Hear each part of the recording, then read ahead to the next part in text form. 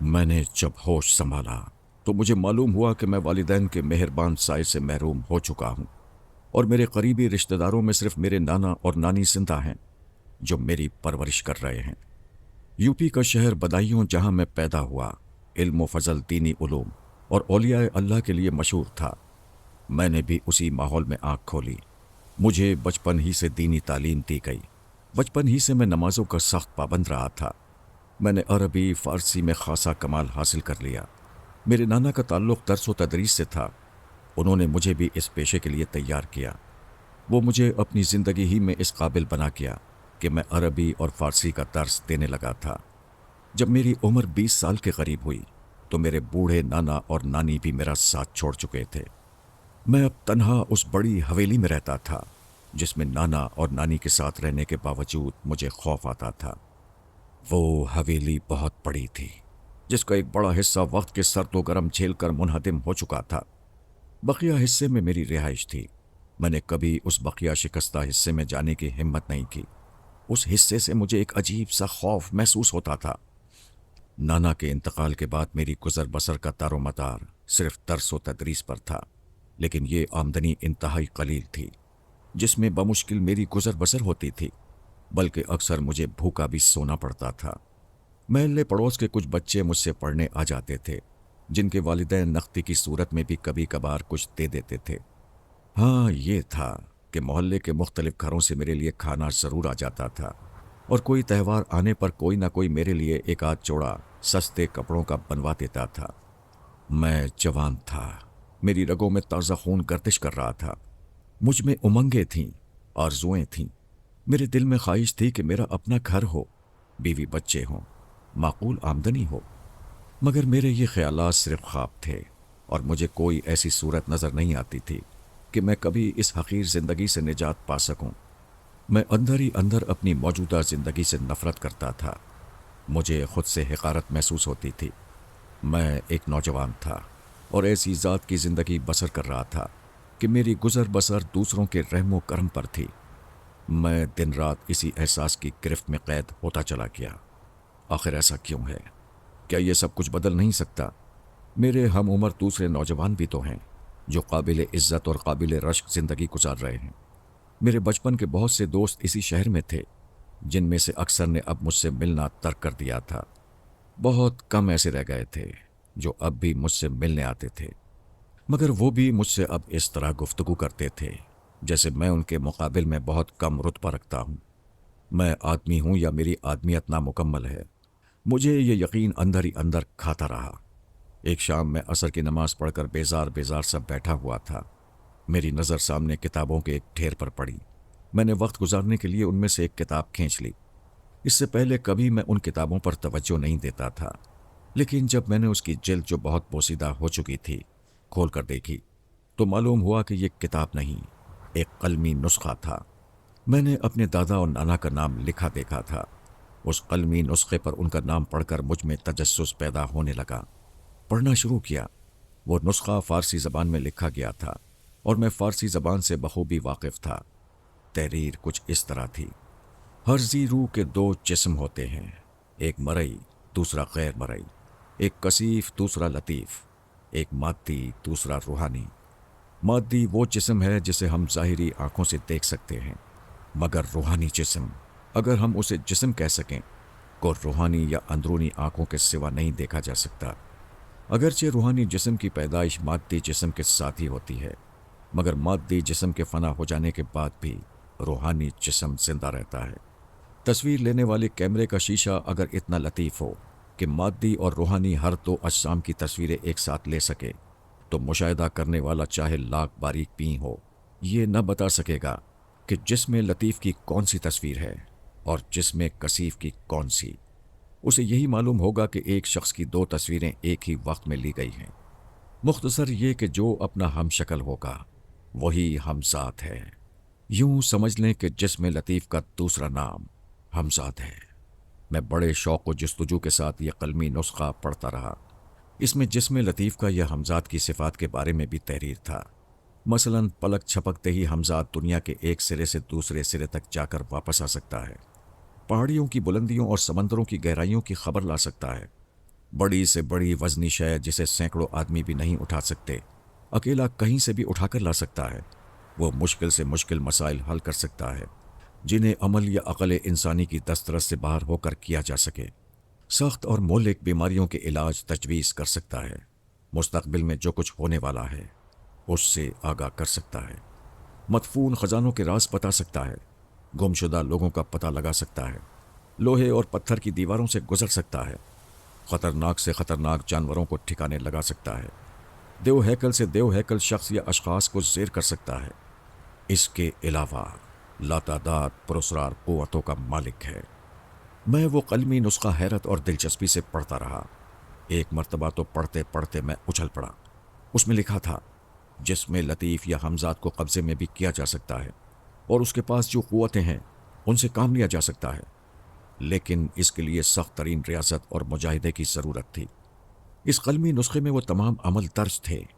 میں اسے پڑھ کر جیسے خوابوں میں کھو گیا۔ کیا میرے خدا نے میری سن لی؟ کیا میرے دن بدل جائیں گے؟ اس وقت مغرب کی اذان ہوئی اور میں نے اٹھ کر وضو کیا۔ صدقے دل سے اپنے خالق کے حضور جھک گیا۔ جب میں نے دعا کے لیے ہاتھ بلند کیے تو میری آنکھوں میں آنسو آ گئے۔ میں نے خدا کا شکر ادا کیا۔ نماز پڑھنے کے بعد رات گئے تک اس قلمی نسخے کا مطالعہ کرتا رہا اور اس کے دوسرے ہی دن میں نے اپنے لیے ایک عمل کا انتخاب کیا۔ مگر عمل کا یہ وقت وہ تھا جب میں بچوں کو پڑھاتا تھا۔ بچے آئے تو میں نے ان سے کہہ دیا کہ آج سے میں تمہیں نہ پڑھا سکوں گا، اس لیے کہ میں اس وقت ایک ضروری کام کرنا چاہتا ہوں۔ بچے چلے گئے اور اس کے ساتھ ہی میری 2 وقت کی روٹی بھی لے گئے۔ میرے پاس بہت ہی کم پیسے جمع تھے جن سے میں نے یہ انتظام کیا کہ جتنے عرصے میں عمل میں مصروف رہوں میرے کھانے پینے کا انتظام ہو جائے۔ کسی کے سامنے ہاتھ پھیلاتے ہوئے مجھے شرم آتی تھی، حالانکہ میں چاہتا تو اپنے کسی دوست یا شناسہ سے کچھ رقم ادھار لے سکتا تھا، مگر ادھار لے کر ادائیگی کہاں سے کرتا؟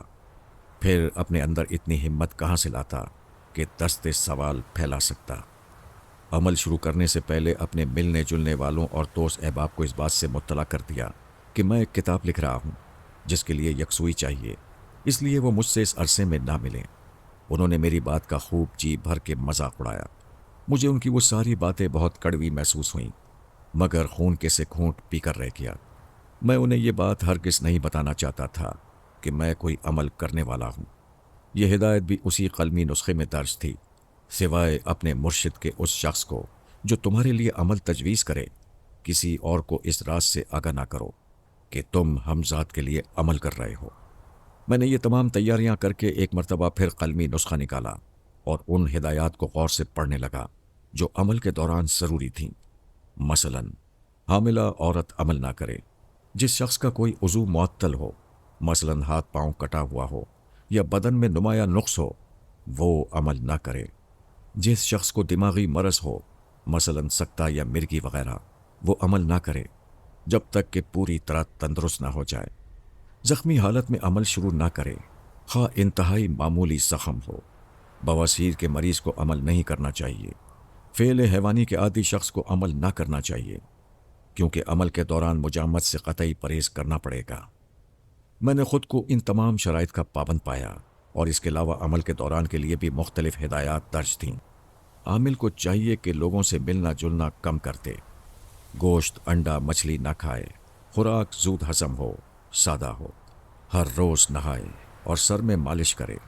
رات کا عمل ہو تو دن میں خوب سویا کرے، اونگنے سے عمل باطل ہو جاتا ہے۔ عمل کے وقت شک و شبے کو دل میں نہ پیدا کرے، اپنی حفاظت کا مکمل انتظام کرے تاکہ دوران عمل کوئی نہ ٹوکے۔ عمل کرنے کی جگہ پر اپنی ضروریات کی تمام چیزیں رکھے۔ بہتر یہ ہے کہ بدن پر صرف ایک کپڑا رکھے، اور سارے یہ کام ذریعے عمل کرنا ہو تو صرف چست جانگیا پہنے جو سادے کپڑے کا ہو۔ غصہ لڑائی جھگڑا کسی سے نہ کرے، کتابوں کا مطالعہ کرتا رہے وغیرہ۔ ان سب باتوں کے علاوہ جگہ اور وقت کی پابندی انتہائی ضروری ہے۔ میں نے اپنے لیے عمل آفتابی کا انتخاب کیا تھا۔ اس عمل کے لیے ضروری تھا کہ سورج طلوع ہونے کے بعد شروع کیا جائے۔ میں نے سب سے پہلے جگہ کا انتخاب کیا۔ یہ جگہ کھلے میں تھی، شکستہ حصے اور میری رہائش کے حصے کے درمیان۔ میں نے حویلی کا پھاٹک اندر سے بند کیا اور منتخب جگہ پہنچ گیا۔ یہ 9 یا 10 بجے کا وقت تھا۔ عمل مجھے صرف 2 گھنٹے کرنا تھا۔ میں نے فیصلہ کیا تھا کہ 10 بجے سے 12 بجے تک عمل کیا کروں گا۔ میں نے اپنے تمام کپڑے اتار دیے۔ ستر پوشی کے لیے میرے جسم پر صرف ایک لنگوٹ تھا۔ میں سورج کی طرف پشت کر کے کھڑا ہو گیا۔ میرا سایہ میرے سامنے زمین پر صاف نظر آ رہا تھا اور نزدیک و دور کوئی اور سایہ نہیں تھا، جبکہ ہدایات میں درج تھا کہ میرے عمل کو کوئی دوسرا سایہ خراب نہ کر دے۔ اب میں نے حسب ہدایت اپنے سائے کی گردن کے مقام پر خوب توجہ اور شوق سے دیکھنا شروع کیا۔ چند منٹ بغیر پلک جھپکائے سائے کو دیکھنے سے میری نظر کچھ تھکنے لگی۔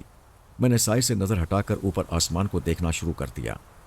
میں عمل کے وہ الفاظ بار بار دہرا رہا تھا جو اس قلمی نسخے میں تحریر تھے۔ میں نے دیکھا کہ آسمان پر وہی سایہ دھندلا دھندلا سا نظر آ رہا تھا جو کچھ دیر پہلے میں زمین پر دیکھ رہا تھا، خود میرا اپنا سایہ۔ میں نے پلک جھپکائی تو آسمان سے سایہ غائب ہو گیا، اور پھر میں نے دوبارہ اپنی ساری توجہ زمینی سائے کو دیکھنے میں صرف کر دی۔ میں سب کچھ انہی ہدایات کے مطابق کر رہا تھا جو میں نے قلمی نسخے میں پڑھی تھیں۔ یہ عمل مجھے پورے 40 دن تک کرنا تھا۔ مجھے عمل کرتے ہوئے تقریباً 21 دن گزر چکے تھے، لیکن اب تک کوئی خلاف معمول بات ظہور پذیر نہیں ہوئی تھی۔ آج جمعرات کا دن تھا اور میں حسب معمول عمل کرنے میدان میں پہنچ گیا تھا۔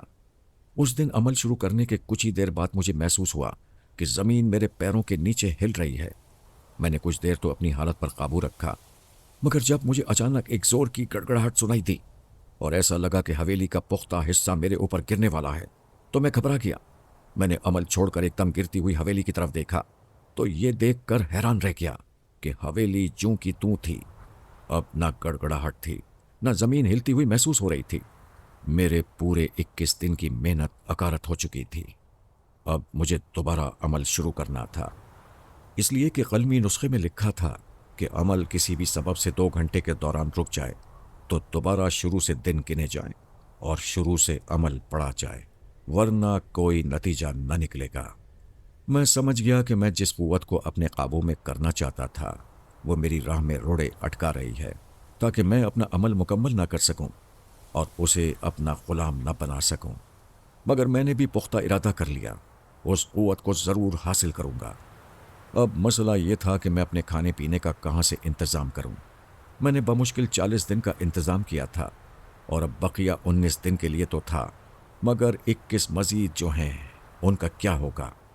یہ سوچ کر میں پریشان ہو گیا، اور اب تک میں نے جس بات سے گریز کیا تھا آخرکار اس پر آمادہ ہو گیا۔ میں نے اپنے ایک دوست سے کچھ پیسے قرض لے لیے، اس وعدے پر کہ 40 دن کے بعد واپس کر دوں گا۔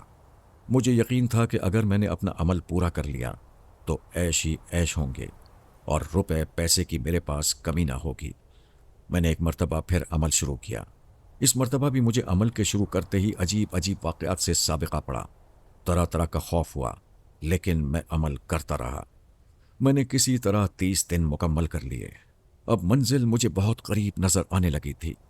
اس دن اتفاق سے جمعرات تھی۔ میں نے جیسے ہی عمل شروع کیا، ڈراؤنی اور ہیبتناک شکلیں میری نظروں کے سامنے آنے لگیں، اور خوفناک آواز نے مجھے ہلا دیا۔ یہ آواز دم بدم مجھے اپنے نزدیک آتی محسوس ہو رہی تھی، لیکن اس کے باوجود میں دل سخت کیے عمل پڑھتا رہا۔ اچانک ایسا محسوس ہوا کہ سخت آندھی اور طوفان آنے والا ہے۔ مجھے اپنا سایہ بھی نظروں سے اوجھل ہوتا ہوا محسوس ہوا، اور ایسا لگا جیسے میں اس تیز آندھی میں کھڑا نہ رہ سکوں گا، اس کے ساتھ ہی اڑ جاؤں گا۔ اب میری قوت برداشت جواب دے چکی تھی۔ میں گھبرا کر حویلی کے پختہ حصے کی طرف بھاگا۔ ابھی میں حویلی میں داخل بھی نہ ہونے پایا تھا کہ میرے حواس لوٹ آئے۔ میں نے دیکھا کہ سورج پہلے کی طرح آب و تاب کے ساتھ چمک رہا ہے، نہ آندھی ہے، نہ طوفان ہے، اور نہ بارش کے آثار ہیں۔ میں وہیں سر پکڑ کر رہ گیا۔ میں وہاں سے اٹھا تو میری آنکھوں کے آگے اندھیرا آ گیا۔ اپنا سب کچھ چھوڑ کر اس پراسرار قوت کو حاصل کرنے میں لگ گیا تھا۔ اب کیا ہوگا؟ یہ سوال بار بار میرے ذہن میں آ رہا تھا۔ اب خوراک بھی مشکل سے 9-10 دن کے لیے رہ گئی تھی۔ پھر یہ کہ وہ قرضہ کہاں سے ادا کروں گا جو میں نے اپنے دوست مجید سے لیا تھا۔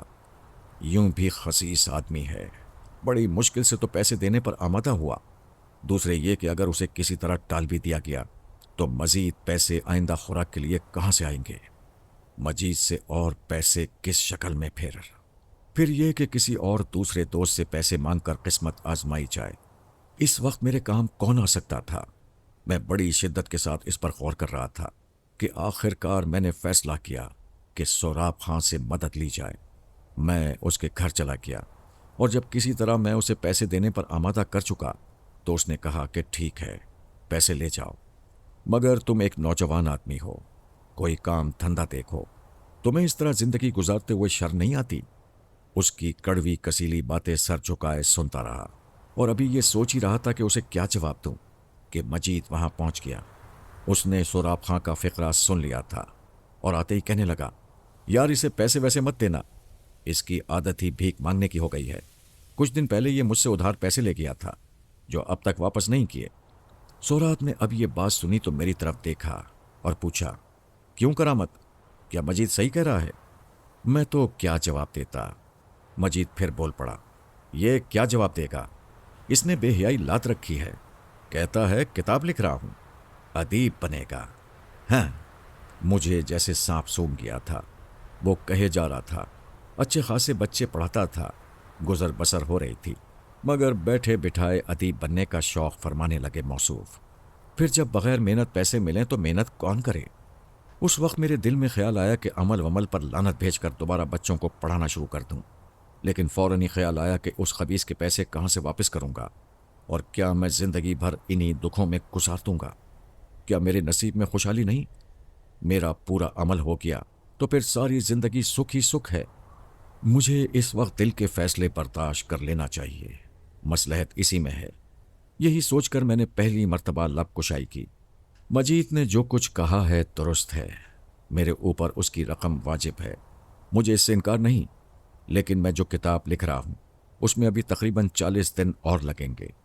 اس کے بعد کتاب فروخت کر دوں گا اور نہ صرف مجید کے پیسے ادا کر دوں گا بلکہ تم سے جو پیسے لے رہا ہوں وہ بھی اسی وقت ادا کر دوں گا۔ یہ میرا وعدہ ہے۔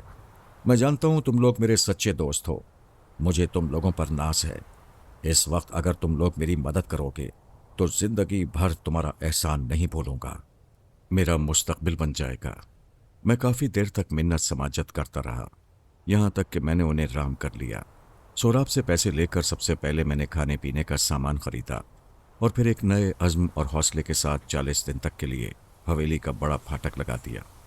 میں نے اپنے دل میں اس مرتبہ مضبوط عہد کیا تھا کہ چاہے کچھ بھی ہو جائے میں اپنا عمل ترک نہیں کروں گا، چاہے زندگی رہے کہ چلی جائے۔ آخر اس ذلیل و خوار ہونے سے کیا حاصل؟ میں نے دوسرے دن سے عمل پھر شروع کر دیا۔ 10 دن سکون سے گزر گئے۔ 11ویں دن سے مجھے پھر وہی خوفناک صورت نظر آنے لگی۔ کبھی کسی شیر کی دھاڑ سنائی دیتی اور میرے وجود کو ہلا جاتی، تو کبھی ہیبتناک بلائیں چیختی مجھے اپنے اوپر حملہ آور ہوتی ہوئی محسوس ہوتی، مگر میں ان سب سے بے پرواہ اپنے عمل میں مصروف رہا۔ دن گزرتے رہے۔ اب وہ دھندلا سا ہیولا رفتہ رفتہ واضح ہونے لگا تھا جو مجھے آسمان پر نظر آتا تھا، اور جوں جوں دن گزرتے جا رہے تھے ایسا لگتا تھا کہ اب کچھ دن ہی بعد وہ زمین پر اتر آئے گا۔ اب مجھے عمل شروع کیے 33 دن گزر چکے تھے اور عمل پورا ہونے میں صرف 7 دن باقی تھے۔ خدا خدا کر کے یہ کڑے دن بھی میں نے گزار لیے۔ آخری دن پھر مجھے زمین ہلتی ہوئی محسوس ہوئی۔ اب سب حربے پرانے ہو چکے تھے اور میں ان سے ڈرنے والا نہیں تھا۔ آخری دن عمل کا وقت پورا ہونے والا تھا اور میرا دل تیزی کے ساتھ سینے میں دھڑک رہا تھا۔ آخر وقت پورا ہو گیا اور اسی وقت مجھے ایسا محسوس ہوا کہ کوئی زور زور سے حویلی کا دروازہ پیٹ رہا ہے۔ عمل کا وقت ختم ہو چکا تھا۔ میں تیزی سے حویلی کے پھاٹک کی طرف دوڑا۔ پھاٹک کھولتے ہی مجھے ایک شخص نظر آیا۔ یہ کوئی مسافر معلوم ہوتا تھا۔ اس کے سر پر سامان رکھا تھا اور چہرہ چادر سے کسی قدر چھپا ہوا تھا۔ میں نے اس سے پوچھا، کیا بات ہے؟ کس سے ملنا ہے؟ وہ کہنے لگا، مجھے اسٹیشن جانا ہے، راستہ بتا دو۔ میں نے اسے ہاتھ کے اشارے سے راستہ بتاتے ہوئے کہا، اس سیدھی سڑک پر چلے جاؤ، کچھ دور جا کر دائیں ہاتھ مڑ کر تمہیں اسٹیشن کی عمارت نظر آنے لگے گی۔ یہ کہہ کر میں پھاٹک بند کرنے ہی والا تھا کہ وہ کہنے لگا، کیا میں چلا جاؤں؟ میں نے کہا، ہاں جاؤ۔ وہ پھر کہنے لگا، کیا میں واقعی جاؤں؟ تم مجھے روکو گے نہیں؟ میں نے جھنجھلا کر کہا، میں تمہیں کیوں روکوں، بڑی خوشی سے جاؤ۔ اس نے پھر کہا، سوچ لو، میں پھر نہیں آؤں گا، پھر مجھے مت بلانا۔ پھر کہتا ہوں، تمہیں مجھ سے کوئی کام تو نہیں ہے؟ کیا میں تمہیں چھوڑ کر چلا جاؤں؟ اب مجھے غصہ آ گیا، عجیب آدمی ہو، کہہ دیا مجھے تم سے کوئی کام نہیں، میں تمہیں نہیں روکوں گا، نہ واپس بلاؤں گا۔ अच्छा तो फिर मैं चलता हूं। ये कहकर मुसाफिर ने अपने चेहरे से चादर हटा दी। मैं उसकी सिर्फ एक झलक देख सका, लेकिन इससे पहले कि मैं उसे रुकने के लिए कहता, वो मेरे देखते ही देखते मेरी आंखों के सामने से गायब हो गया। मैं चीखा, हमसाद, मेरा हमसाद। लेकिन वो जा चुका था और अब दूर दूर तक सन्नाटा था। मैंने देखा कि वो हूबहू मेरी शक्ल का था। नाक, नक्शा, चेहरा मोरा सब कुछ वही, जैसे मैं खुद को आईने में देखूं। मैंने सोचा और मुझे चक्कर सा आ गया। वो मुझे इस बार भी चुल दे गया। वो खुद मेरी इजाजत से चला गया। मैंने आखिर ये क्या किया?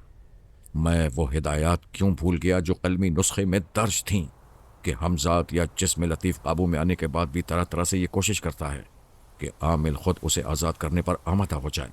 वो हर तरह आमिल को धोखा देने की कोशिश करता है, मगर जब एक मर्तबा आमिल उसे अपने कब्जे में कर लेता है और उसके साथ हमजाद अहदो पैमा कर लेता है, शराइत हो जाती हैं, तो हमजाद आमिल का हर हुक्म बजा लाने पर मजबूर हो जाता है।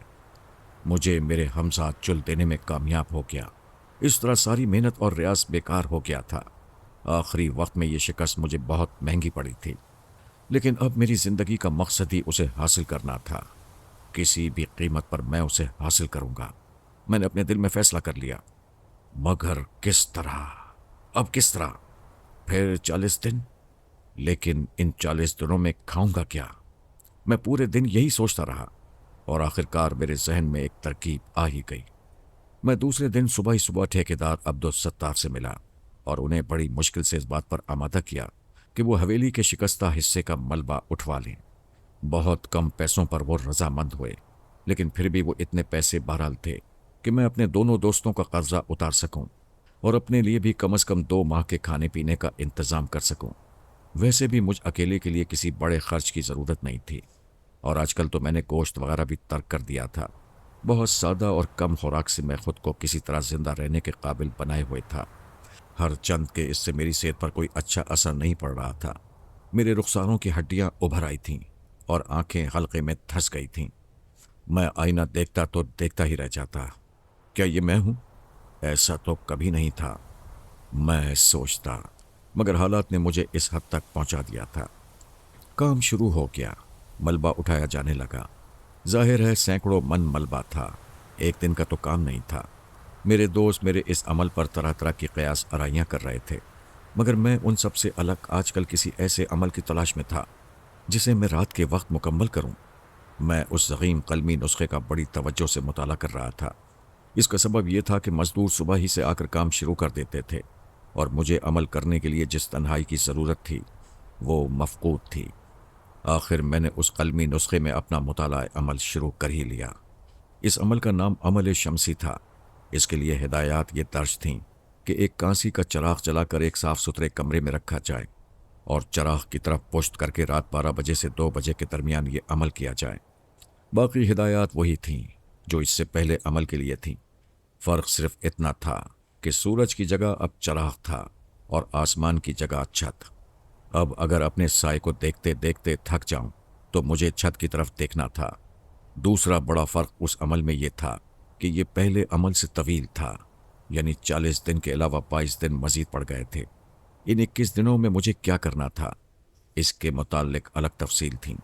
वो ये कि मुझे सबसे पहले तो अपने नाम के आदात निकालने थे, और जितने आदात निकलने थे उतनी ही मर्तबा रोज़ रात के वक्त ये अमल एक शीशा सामने रखकर अपनी ही शक्ल पर नज़र जमाए हुए पढ़ना था। दिल में ये तसव्वुर रखना था कि मेरा हमजाद बहुत जल्द शीशे से बाहर आकर मेरी इताअत करेगा। अमल पढ़ते वक्त मुझे एक रोटी पर ज़रा सा घी और शक्कर भी रखना था, और बाद अमल उस पर दम करके एक ऐसे चौराहे पर इस रोटी को रखना था जो आम गुजरगाह ना हो, जहाँ से बहुत कम लोग गुजरते हों या ना गुजरते हों। रोटी रखकर मुझे ये अल्फाज अदा करने थे, ए हमजाद, ये तुम खा लो। इसके बाद मुझे वापस आ जाना था। ना पीछे मुड़कर देखना था और न रास्ते में आते जाते किसी से गुफ्तगू करनी थी। ये अमल मुझे रोज़ रात को एक मुकर्ररा वक्त पर करना था और रोटी सुबह होने से पहले किसी मुंतखब चौराहे पर रख कर आनी थी। मुझे ये अमल पूरे 22 दिन तक करना था और 23वें दिन रोटी नहीं पहुंचानी थी। और अगर कोई ख्वाब में या तहरीर से या ज़बानी मुझसे कहे कि आज रोटी क्यों नहीं भेजी, तो मुझे समझ लेना चाहिए कि अमल करामत हो गया। 22वें दिन से फिर रोटी पहुंचाना शुरू कर देना चाहिए। اگر حمزاد زبانی کہے تو صرف یہ جواب دینا تھا کہ اب روٹی برابر پہنچائی جائے گی۔ اگر خواب یا تحریر سے کہے تو پھر جواب کی کوئی ضرورت نہیں۔ اس کے بعد مجھے پس پشت چراغ جلا کر 40 دن یہی عمل کرنا تھا اور عمل کے دوران اپنے چاروں طرف حصار کھینچنا تھا۔ میں نے عمل شمسی کے بارے میں پوری تفصیلات و جزیات کو اچھی طرح ذہن نشین کر لیا اور اللہ کا نام لے کر عمل شروع کر دیا۔ ابھی مجھے عمل شروع کیے کچھ ہی دن گزرے تھے کہ برسات شروع ہو گئی۔ حویلی کے شکستہ ملبے کا اٹھانا کچھ دن کے لیے ٹھیکیدار نے بند کر دیا۔ میں نے شہر سے باہر ایک چوراہے کو اس مقصد کے لیے منتخب کر لیا تھا کہ میں ہر رات صبح سے پہلے وہاں ایک روٹی رکھ کر آیا کروں گا۔ میں پابندی سے اپنے عمل پر قائم تھا۔ کئی مرتبہ روٹی رکھ کر لوٹتے ہوئے مجھے خوف سا محسوس ہوا۔ کئی بار ایسا لگا جیسے مجھے کوئی پکار رہا ہے، لیکن میں نے کبھی مڑ کر نہیں دیکھا۔ ایک مرتبہ تو مجھے اپنے مرحوم نانا کی آواز سنائی تھی۔ وہ کہہ رہے تھے، بیٹے ادھر آؤ، تم کیوں پریشان ہو؟ میں تمہیں کامیابی کا راستہ بتاتا ہوں، سنو، ادھر آؤ۔ اچانک چلتے چلتے میرے قدم رک گئے۔ میرے ذہن میں تیزی سے یہ خیال گردش کر گیا کہ یہ نانا کی آواز نہیں، میرا فریب سماعت ہے۔ نانا کو مرے ہوئے تو ایک طویل عرصہ گزر چکا ہے۔ یقیناً یہ وہی پراسرار قوت ہے جو مجھ سے عمل ترک کرا لینا چاہتی ہے تاکہ میں اسے اپنے قابو میں نہ کر سکوں۔ اس خیال کے ساتھ ہی میں پھر چل پڑا۔ اس مرتبہ ایک عورت کی طویل چیخ نے مجھے ہلا کر رکھ دیا۔ اندھیری رات اور دور دور تک سناٹا۔ قریب ہی ایک قبرستان تھا۔ مجھے طرح طرح کے خیالات ستانے لگے، لیکن میں جی کڑا کیے سب کچھ سنتا رہا اور درگزر کرتا ہوا اپنی حویلی کی طرف چلا آ رہا تھا۔ پھر تو ہر رات یہ معمول ہو گیا، مجھے کوئی نہ کوئی ہیبت ناک واقعہ نظر آ ہی جاتا۔ میں نے 22 دن پورے کر لیے اور جیسے ہی اپنی حویلی آ کر صبح کی نماز پڑھ کر میں سویا، میں نے ایک بہت ہی بھیانک خواب دیکھا۔ میں نے دیکھا کہ میں اپنے کمرے میں حصار کھینچے عمل پڑھنے میں مصروف ہوں کہ حصار سے باہر مجھے ایک شخص نظر آیا۔ اس شخص کی پشت میری طرف تھی۔ اس شخص نے ہاتھ ہوا میں بلند کیا اور اس کے ساتھ میں کچھ لکڑیاں نہ جانے کہاں سے آ گئیں۔ وہ لکڑیاں جمع کرتا رہا اور جب خاصی جمع ہو گئیں تو اس نے کسی نادیدہ شخص سے پکار کر کہا، اینٹیں، اور دوسرے ہی لمحے بہت سی اینٹیں جمع ہو گئیں۔ اس شخص نے ذرا فاصلے سے اوپر تلے اینٹیں رکھ کر ایک چولہا سا بنا دیا، پھر اس میں لکڑیاں رکھ دیں۔ اب تک اس کا چہرہ میری طرف نہ ہوا تھا۔ کڑھاؤ! اس شخص کی آواز پھر بلند ہوئی۔ اس مرتبہ میں کچھ چونک سا پڑا، اس لیے کہ اس کی آواز بہت حد تک میری آواز سے مشابہ تھی۔ میں نے دیکھا کہ دوسرے ہی لمحے چولہے پر ایک بڑا کڑھاؤ رکھا ہوا تھا۔ پھر وہ شخص زور سے چیخا، اس میں تیل بھی ڈالو۔ اب جو میں نے دیکھا تو ایسا لگا ٹین کے کنستر جن میں سرسوں کا تیل بھرا ہوا تھا خود بخود کڑھاؤ میں اپنا تیل الٹ رہے ہیں، جبکہ انہیں الٹنے والا یا الٹانے والا قطعی نظروں سے غائب تھے۔ میں اسی طرح حصار میں بیٹھا ہوا حیرت سے یہ سب کچھ دیکھ رہا تھا۔ جب تیل اس بڑے کڑھاؤ میں لبالب بھر گیا تو اس شخص نے چولہے میں آگ لگا دی۔ کچھ دیر بعد کڑھاؤ میں تیل کھولنے لگا۔ اس شخص نے پھر کسی نادیدہ وجود کو اپنی طرف بلایا اور کہا، شیخ کرامت کو لاؤ۔ اور اس کے ساتھ ہی میں نے دیکھا کہ میں اس کے پیروں کے پاس پڑا ہوا ہوں۔ میرے ہاتھ پیر بندھے ہوئے ہیں۔ میں حصار میں بیٹھا ہوا سب کچھ حیرت سے دیکھ رہا تھا۔ میری عقل حیران تھی۔ میں جب کہ حصار میں موجود ہوں تو وہ کون ہے جو اس شخص کے پیروں کے پاس بندھا پڑا ہے؟ لیکن مجھے زیادہ سوچنے کا وقت نہیں ملا۔ اس شخص نے بڑے اطمینان سے اپنی کمر میں بندھا ہوا خنجر کھینچا اور میری گردن پر پھیر دیا، یعنی میرے اس وجود کی گردن پر جو حصار سے باہر تھا یا جو میرا ہم شکل تھا۔ میرے منہ سے چیخ نکلتے نکلتے رہ گئی، مگر میں نے عمل پڑھنا ترک نہ کیا۔ اس شخص نے میرے ہم شکل کا گلا کاٹ کر الگ کر دیا۔ میں دیکھ رہا تھا کہ اس کے کٹے ہوئے نرخرے سے تازہ تازہ خون بہہ رہا تھا اور پورے کمرے میں پھیل رہا تھا۔ پھر اس شخص نے میرے دوسرے وجود کے پاؤں کاٹے، اس کے بعد میرے پاؤں اور سر پکڑ کر کھولتے ہوئے کڑھاؤ میں ڈال دیے۔ پھر چند لمحے بعد ہی انہیں نکال لیا۔ وہ میرا سر کھا رہا تھا۔ اچانک اس کا رخ میری طرف ہو گیا اور میرے منہ سے چیخ نکل گئی۔ وہ شخص بھی قطعی میرا ہم شکل تھا۔ چیخ کے ساتھ ہی میری آنکھ بھی کھل گئی۔ میں سمجھ گیا کہ یہ ڈراؤنا اور بھیانک خواب اس پراسرار قوت کی طرف سے میرے لیے ایک طرح کی تنبیہ ہے، لیکن میں تو اپنی زندگی کا حاصل ہی اب حمزاد کو اپنے قابو کرنا بنا چکا تھا۔ اس لیے رات ہوتے ہی میں نے اپنا عمل شروع کر دیا۔ آج سے مجھے چراغ جلا کر عمل کرنا تھا اور آج روٹی بھی نہیں پہنچانی تھی۔ میں نے اپنے چاروں طرف پہلے حصار کھینچا اور اس کے بعد عمل شروع کر دیا۔ میری پشت چراغ کی طرف تھی और मेरा साया मेरे सामने पड़ रहा था। उस वक्त रात के ठीक 12 बजे थे। अभी मुझे अमल शुरू किए 1 घंटा भी ना गुजरा था कि मुझे महसूस हुआ जैसे इस बंद कमरे में सिर्फ मैं ही अकेला नहीं हूं, कोई और भी है। यह ख्याल आते ही मेरे रोंगटे खड़े हो गए। अचानक एक जोरदार आवाज के साथ दरवाजा खुला और हवा का एक तेज और तुंद झोंका मेरे कमरे में दाखिल हुआ। मुझे लगा जैसे चिराग की लौ बहुत जोर से थरथराई हो, मगर कमरा रोशन था, जिससे मैंने अंदाजा लगाया कि अभी भी मेरी पुश्त पर चिराग चल रहा है। मगर इस तेज हवा में चिराग क्यों नहीं बुझा? इस ख्याल के साथ ही मुझे याद आ गया कि सब कुछ मेरा वहम और फरेब नज़र भी हो सकता है। इसके साथ ही मैं फिर पूरी तवज्जो के साथ अमल पढ़ने में मसरूफ हो गया। मेरा साया अब कांपने लगा था, जैसे चिराग की लौ बहुत तेजी के साथ थरथरा रही हो, लेकिन अब लगा था जैसे चिराग बुझ जाएगा। मैं एक नतीजे पर पहुंच चुका था कि यह सब वहम है। मेरे कमरे का दरवाज़ा बदस्तूर बंद है और हवा भी कमरे में तेजी के साथ नहीं आ रही। ये सब उस नादीदा और पुरस्कार कुव्वत के करिश्मे हैं जिसे बस में करने के लिए ये सब कर रहा हूँ। एक मर्तबा फिर आंधी का सा शोर सुनाई दिया और इसी के साथ मैंने देखा कि मेरे सामने हिसार से बाहर कोई शख्स मेरी तरफ पुश्त किए खड़ा है। मैं चौंक पड़ा। ये तो कतई ख्वाब वाला ही शख्स मालूम होता है। चंद लम्हों ही में इस बात की तस्दीक हो गई। जो कुछ मैंने ख्वाब में देखा था बिल्कुल वही काम हो रहा था। और जब वो मंजर मेरी आंखों के सामने आया कि वो अजनबी शख्स मेरे हमशक्ल का सर खा रहा है और उसका चेहरा मेरी तरफ है, तो मेरे मुंह से चीख निकलते निकलते रह गई। मैं उसे देखने पर मजबूर था, इसलिए कि वो मेरे साए के बराबर ही बैठा हुआ था और मुझे अपना अमल जारी रखने के लिए साए की तरफ देखना लाजमी था। ये सारा मंजर मेरे साए के बिल्कुल बराबर नजर आ रहा था। मैंने अपने अमल की रफ्तार तेज कर दी। इससे मेरे दिल को कुछ तक़वियत सी हुई। साए पर आंखें जमाए हुए मुझे काफ़ी वक्त गुजर चुका था और अब मेरी नज़रें थकने लगी थीं। मैंने साए से नज़र हटाकर छत की तरफ देखना शुरू कर दिया। मैंने छत की तरफ देखा ही था कि मैं हैरान रह गया। छत गायब थी और आसमान पर तारे चमकते नजर आ रहे थे। मैं चकरा गया, आखिर छत कहाँ गई? लेकिन उसी वक्त मुझे ख्याल आया कि यह भी फरेब नज़र हो सकता है। मैंने चश्मे तसव्वुर से देखा कि एक धुंधला सा हेवला आसमान की पहनाइयों में नजर आ रहा है। उसी वक्त मैंने पलकें झपकाईं। अब जो नीचे अपने साई की तरफ नजर की, ना उसके करीब मेरे हमशक्ल का कटा हुआ सर था और ना मेरा वो हमशक्ल। अब अमल का वक्त भी तकरीबन पूरा हो चुका था। मुझे कहीं दूर से अजान की आवाज़ सुनाई दी और मैंने अमल पढ़ना ख़त्म कर दिया। ये अमल मुझे रात 12 बजे से सुबह अजान होने तक पढ़ना था। मैं हिसार से बाहर आ गया, छत की तरफ देखा। छत अपनी जगह मौजूद थी। कमरे में सब कुछ उसी तरह था जैसे रात को था। मैंने एक बड़ी सख्त और अजाबनाक रात गुजारी थी। फजर की नमाज पढ़कर मैं सो गया। सोकर उठा तो मुझे सिर्फ इतना याद था कि मैंने ख्वाब में हमजाद को देखा है जिसने मुझे रोटी न पहुंचाने की शिकायत की है। मैंने सोचा इसका मतलब है मेरा अमल कामयाब जा रहा है।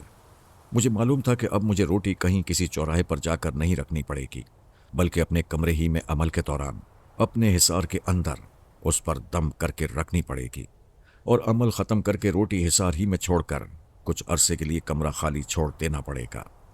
रात हुई तो मैंने यही किया और सुबह जब मैं अपनी ही हवेली के एक दूसरे कमरे में नमाज पढ़कर उस कमरे में दाखिल हुआ जिसमें अमल कर रहा था, तो ये देखकर कंग रह गया। रोटी गायब थी, जबकि मैं कमरा बाहर से लगा कर गया था और नमाज पढ़कर आने के बाद मैंने खुद खोला था। मेरा अमल पूरा होने में अब सिर्फ 9 दिन बाकी थे। दोपहर का वक्त था। मैं जोहर की नमाज पढ़ने और खाना खाने उठा तो किसी ने फाटक खटखटाया। मैंने उठकर फाटक खोला, देखा तो ठेकेदार अब्दुल सत्तार खड़े हैं। वो मुझे देखकर कहने लगे, मियाँ ये तुमने क्या हाल बना रखा है? सूरत से नहीं पहचाने जाते हो? आखिर हो किन चक्करों में? तुम तो ऐसे अपनी हवेली में कैद हुए हो कि कहीं दिखाई नहीं देते, दिन रात घर में पड़े रहते हो। कुछ पता तो चले। मैंने खान साहब को अंदर बुला लिया और अपने कमरे में बिठाकर कहने लगा, बस खान साहब, ऐसा ही एक काम है जिसके लिए मुझे तन्हाई चाहिए। खान साहब मेरी बात सुनकर हंसे और बोले, मियाँ साहबजादे क्या कीमिया बना रहे हो? अमा इस चक्कर में ना पड़ना। अच्छे अच्छे खान ठिकाने लग गए, इसमें लाखों के घर खाक हो गए, हाथ कुछ भी ना आएगा। जो पास में पूंजी है जमा जोड़कर वो भी कमा बैठोगे। मैंने कहा, खान साहब मेरे पास कौन सी ऐसी दौलत रखी है जो ये शौक करूँगा? اور پھر کیمیا گری سے میرا کیا تعلق؟ میری بات سن کر خان صاحب نے کہا، خیر میاں تم جانو، میں تو اس لیے آیا تھا کہ میرا ارادہ ہے کہ کل سے کام شروع کرا دوں۔ اب بارش بھی بند ہو گئی ہے۔ کیوں، تمہارا کیا خیال ہے؟ جیسی آپ کی مرضی، میں نے جواب دیا۔ اس کے بعد خان صاحب چلے گئے۔ دوسرے دن پھر ملبہ اٹھنے لگا۔ حویلی پرانے وقتوں کی بنی ہوئی تھی، اینٹ کی جگہ پتھر بھی استعمال کیا گیا تھا۔ خان صاحب اینٹیں، پتھر اور دوسرا سامان اٹھوانے میں مصروف رہتے۔ خان صاحب دل کے ذرا خسیس ہی واقع ہوئے تھے۔ وہ رتی بھر ملبہ حویلی میں نہیں چھوڑنا چاہتے تھے۔ میں اپنے عمل میں مصروف رہا، اور اب اس عمل کی آخری رات تھی۔ اس رات مجھے پوری طرح سے محتاط اور ہوشیار رہنا تھا۔ میرے علم میں تھا کہ میرے مستقبل کا دار و مدار اس رات پر ہے۔ مجھے نہ ڈرنا ہے، نہ اپنا عمل ترک کرنا ہے۔ اس رات میں تمام راتوں سے زیادہ مستعد اور چاق و چوبند تھا، مگر خلاف معمول وہ رات سکون سے گزر گئی۔ عمل ختم کر کے میں نے نماز پڑھی، اور نماز پڑھتے ہی ایک دم مجھ پر غنودگی سی طاری ہو گئی، جو اس سے پہلے ایک دم اس طرح کبھی طاری نہیں ہوئی تھی۔ میری آنکھ کسی کے زور زور سے دروازہ پیٹنے پر کھلی۔ میں کچی نیند اٹھا دیا گیا تھا۔ کوئی میرے کمرے کا دروازہ مسلسل پیٹ رہا تھا۔ میں اٹھا اور دروازہ کھول دیا۔ میں نے دیکھا کہ 8-10 مزدور دروازے کے باہر کھڑے ہیں، اور ان کے چہروں پر ہوائیاں اڑ رہی ہیں۔ ان میں سے ایک مجھے دیکھ کر کہنے لگا، چراغ، کیا بات ہے؟ صاف صاف بتاؤ، کیا چراغ؟ کیا کہنا چاہتے ہو تم؟ میں نے اس سے پوچھا۔ کافی دیر کے بعد وہ اس قابل ہوئے کہ اپنی بات کا اظہار کر سکتے۔ ان کی بات سن کر میں بھی چکرا گیا۔ انہوں نے بتایا کہ وہ شکستہ حویلی کے ایک ہال نما بڑے کمرے کی ایک بنیاد کھود رہے تھے۔ تقریباً 10 فٹ نیچے ان میں سے ایک کی کدال کسی چیز سے ٹکرائی، جس سے ٹکرانے کے بعد بالکل ایسی آواز آئی جیسے کدال کسی دیگ سے یا کسی پیتل کے برتن سے ٹکرائی ہو۔ انہوں نے جلدی جلدی آس پاس کا ملبہ صاف کیا، لیکن ملبہ ہٹانے کے بعد یہ دیکھ کر حیران رہ گئے کہ وہاں کچھ بھی نہیں تھا۔ کسی نے بنیاد پر پھر کدال چلائی، پھر ویسی ہی آواز سنائی دی۔ انہوں نے جلدی جلدی بنیاد میں لگی ہوئی اینٹیں ہٹانا شروع کر دیں۔ ایک مرتبہ اینٹیں ہٹاتے ہٹاتے وہ سب اچھل پڑے۔ بنیاد میں 10 فٹ نیچے ایک خانہ سا بنا ہوا تھا، جس میں ایک کانسی کا چراغ رکھا ہوا تھا جو روشن تھا۔ کانسی کا چراغ، میں نے سوچا، میں بھی تو اپنا عمل ایک ایسے ہی کانسی جیسے ہی چراغ کے ذریعے کر رہا تھا۔ میں ایک دم چونک گیا۔ ایک دم میری نظریں اس طرف اٹھ گئیں جہاں میرا چراغ رکھا ہوا تھا۔ میں چونک پڑا، چراغ غائب تھا۔ میں نے مزدوروں سے کہا، تم لوگ چلو، میں ابھی آتا ہوں۔ ان کے جانے کے بعد میں نے تمام کمرے میں اپنا چراغ ڈھونڈا، مگر اس کا کہیں پتہ نہیں تھا۔ میں صبح کمرے کا دروازہ لگا کر سویا تھا، اور مزدوروں کے آنے پر میں نے دروازہ کھولا تھا۔ پھر چراغ یہاں سے کیسے غائب ہو گیا، جبکہ کمرے میں کوئی کھڑکی بھی نہ تھی جس کے ذریعے کوئی کمرے میں داخل ہو کر چراغ چرا لے جاتا۔ چراغ سے مایوس ہو کر میں اپنے کمرے سے نکلا اور حویلی کے شکستہ حصے کی طرف چل دیا۔ میں نے دیکھا کہ اب ٹھیکیدار عبدالستار خان بھی موجود تھے، اور مزدوروں کے ہمراہ وہ بھی کچھ حیرت زدہ سے دکھائی دے رہے تھے۔ میں ان لوگوں تک پہنچ گیا۔ وہ اس جگہ سے کافی فاصلے پر کھڑے تھے جہاں کھدائی کا کام ہو رہا تھا۔ میرے آنے پر ٹھیکیدار نے کہا، سمجھ میں نہیں آتا کیا ماجرا ہے؟ مزدور کھدائی کرنے اور ملبہ اٹھانے سے انکاری ہیں۔ خدا معلوم یہ کیا چکر چل پڑا۔ چلیے آئیے دیکھتے ہیں۔ یہ کہہ کر میں اس طرف بڑھا جہاں بقول مزدوروں کے یہ حادثہ پیش آیا تھا۔ میرے آگے بڑھنے پر خان صاحب کی بھی ہمت پڑی، اور کچھ مزدور بھی ہمارے ساتھ چلنے لگے۔ میں نے اس جگہ پہنچ کر دیکھا، واقعی ایک جگہ تقریباً 10 فٹ نیچے ایک بنیاد میں چراغ روشن تھا۔ پہلے میں کچھ جھجکا، مگر پھر ہمت کر کے نیچے اتر گیا اور چراغ اس جگہ سے اٹھا لیا۔ وہ اب بھی اسی طرح چل رہا تھا۔ میرے اس طرح چراغ اٹھا لینے پر کچھ لوگوں کے چہروں پر حیرت کے آثار نمودار ہوئے۔ یہ چراغ یہاں کس نے رکھا تھا؟ میں نے مزدوروں کو مخاطب کر کے سختی سے پوچھا، مگر میرے اور ٹھیکیدار کے لاکھ سختی سے پیش آنے کے باوجود کوئی مزدور یہ بتانے پر تیار نہیں ہوا۔ انہوں نے قسمیں کھا کھا کر یقین دلایا کہ چراغ انہوں نے اسی طرح بنیاد کے اندر چلتا ہوا دیکھا تھا۔ یہ چراغ میرے خیال کے مطابق وہی تھا جس کے ذریعے میں نے اپنا عمل شروع کیا تھا۔ میں نے آیت الکرسی پڑھ کر چراغ کو گل کر دیا اور باہر نکل کر ٹھیکیدار سے کہنے لگا، یہ چراغ میرا ہے، کل ہی میرے کمرے سے کسی نے اسے چرا لیا تھا۔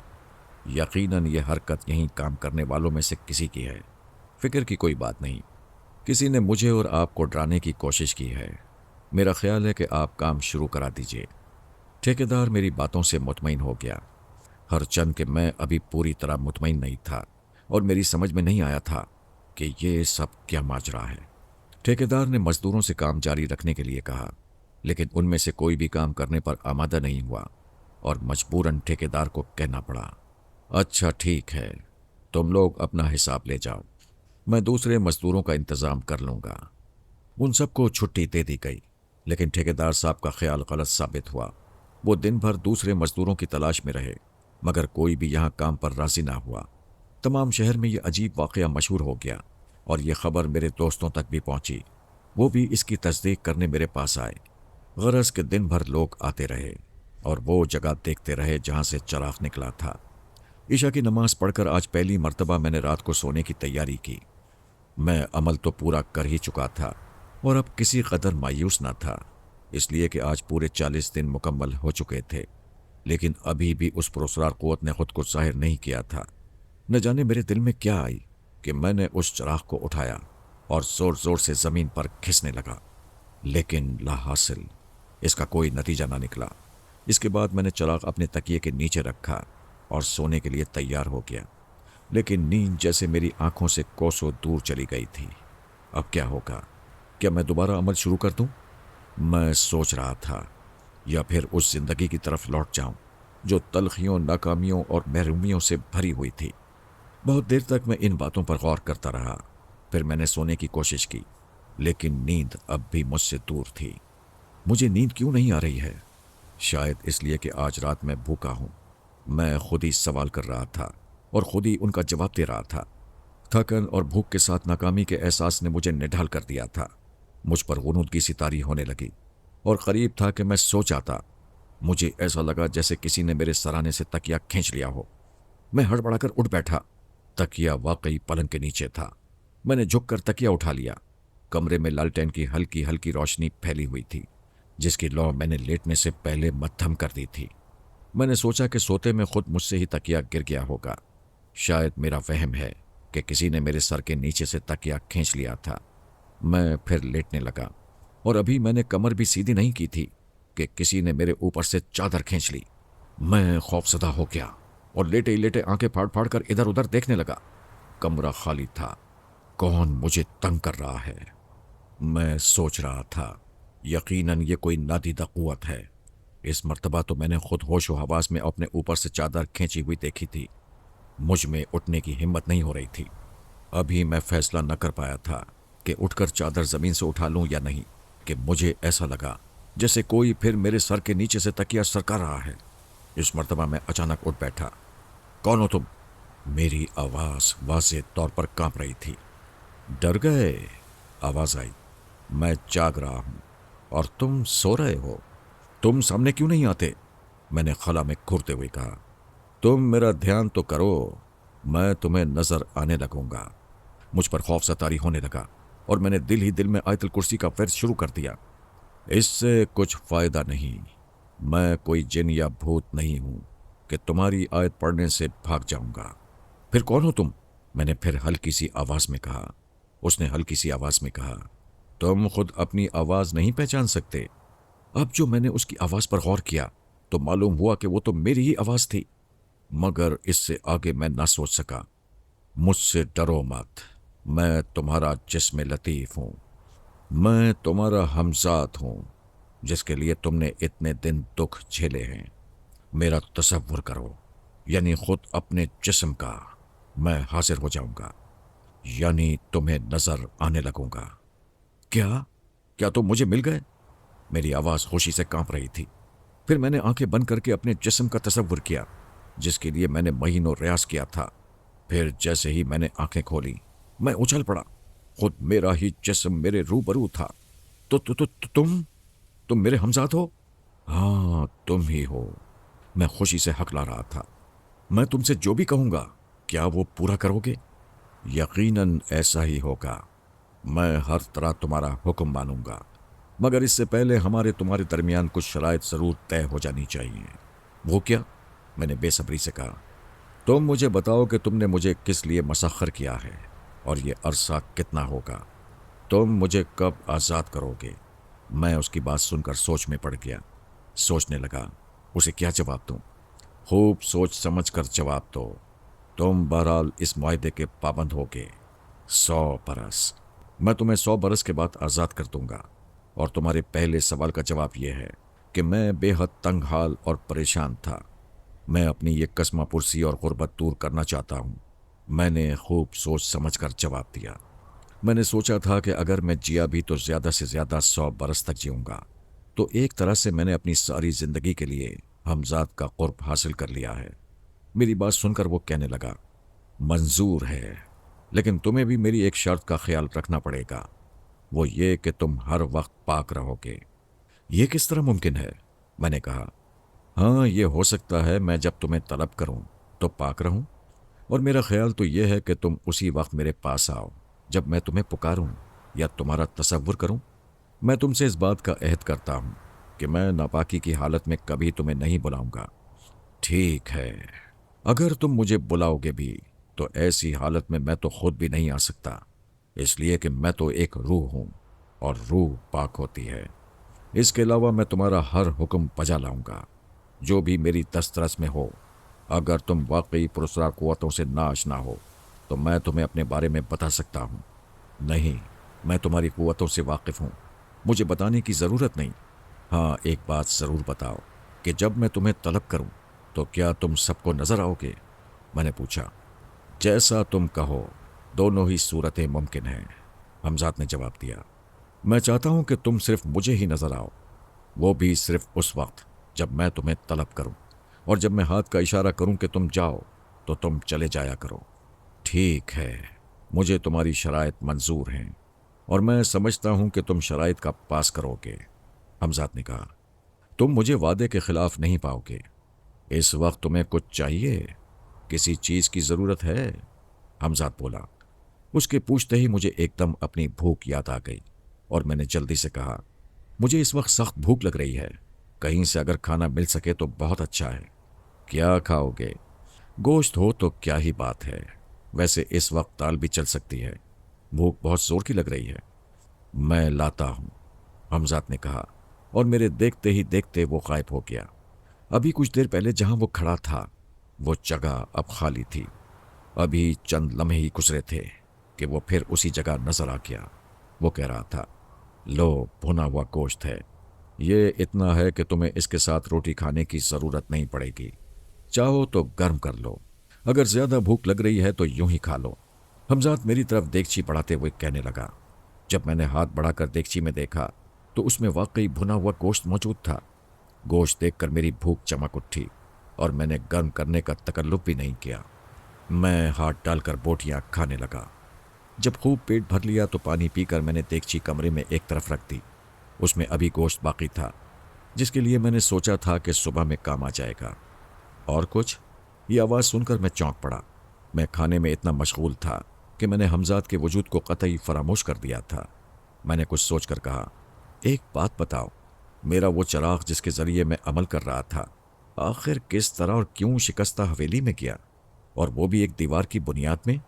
यह तुम्हारा आखिरी इम्तहान था। अगर तुम खौफजदा होकर चिराग को हाथ न लगाते, जैसे कि मुझे उम्मीद थी कि आज मैं तुम्हारे कब्जे में आ जाऊंगा, मगर तुमने हिम्मत करके चिराग गुल कर दिया और उससे जरा भी खौफजदा ना हुए, तो वो तुम्हारी हरकत थी। मैंने कहा, खैर जो हुआ ठीक है, मेरे लिए ये बड़े फख्र की बात है कि मैंने अपने हमजाद को अपने कब्जे में कर लिया। मुझे नींद आ रही है, अब तुम जा सकते हो। मेरे इन अल्फाज के साथ ही वो गायब हो गया। मेरी आंखें नींद से बोझल हो रही थीं। मैं कुछ ज़रूरत से ज़्यादा ही खा चुका था, क्योंकि कई महीनों से पेट भरकर खाना नहीं खाया था। मैं ऐसा सोया कि सुबह देर तक सोता रहा। पहली मर्तबा मुझसे फजर की नमाज कज़ा हो गई थी। जब से मैंने होश संभाला था, कभी किसी वक्त की नमाज कज़ा नहीं हुई थी। मैं उठकर नहाया और रात के वाक़यात पर गौर करने लगा। दिन बदल जाएंगे, मुसीबतें और परेशानियां ख़त्म हो जाएंगी। मैंने हमजाद को काबू में कर लिया है। अब मैं भी शहर में फ़ख्र से सीना तान कर जाऊंगा। मैं भी एक बाइज़्ज़त ज़िंदगी गुजारूंगा। दोस्तों ने फ़रेब दिया, गरीब समझकर मेरे साथ बुरे सलूक किए, मुझ पर तंज किए। उन लोगों से मैंने मिलना जुलना तर्क कर दिया, और सिर्फ इसलिए कि मैं उनकी तरह अमीर ना था। हाँ, अब मैं उन्हें दिखाऊंगा कि वो गरीब हैं। और मैं दौलत के ढेर लगा दूंगा। मैं शाहाना जिंदगी बसर करूंगा और फिर देखता हूं कौन मुझ पर तंज करता है, कौन मेरे साथ बुरी तरह पेश आता है और कौन मुझसे मिलना नहीं चाहता। ये सोचकर मैंने रात वाली देगची निकाली और बकिया गोश्त भी खा लिया। मैं जब अपनी हवेली से निकला तो मेरा सर फखर से ऊंचा था। हरचंद कि मेरे जिस्म पर कपड़े फटे पेवन लगे और मैले थे, मगर मुझे उस वक्त किसी बात का एहसास नहीं था। अरे भाई शेख साहब, तुम तो ईद का चांद हो गए। तुमने हमारे बच्चे क्या पढ़ाने छोड़े कि अब भूले से भी हमारे पास नहीं फटकते। ये आवाज़ सैयद सिब्बत अहमद की थी, जो मेरे ही पड़ोसी थे और जिनके बच्चे मुझसे पढ़ने आते थे। वो कह रहे थे, मियाँ तुम हवेली में ऐसे बंद हुए कि बाहर नहीं निकलते, आखिर गुजर बसर किस तरह करोगे। अब तक हमारी दी हुई रकम जो तुमने जमा जोड़ कर रखी होगी तुम्हारे काम आई होगी। उनकी बातें सुनकर मेरा जी चाहा कि उन्हें वो खरी खरी सुनाऊं कि सब भूल जाएं। आखिर वो मुझे दिया ही क्या करते थे?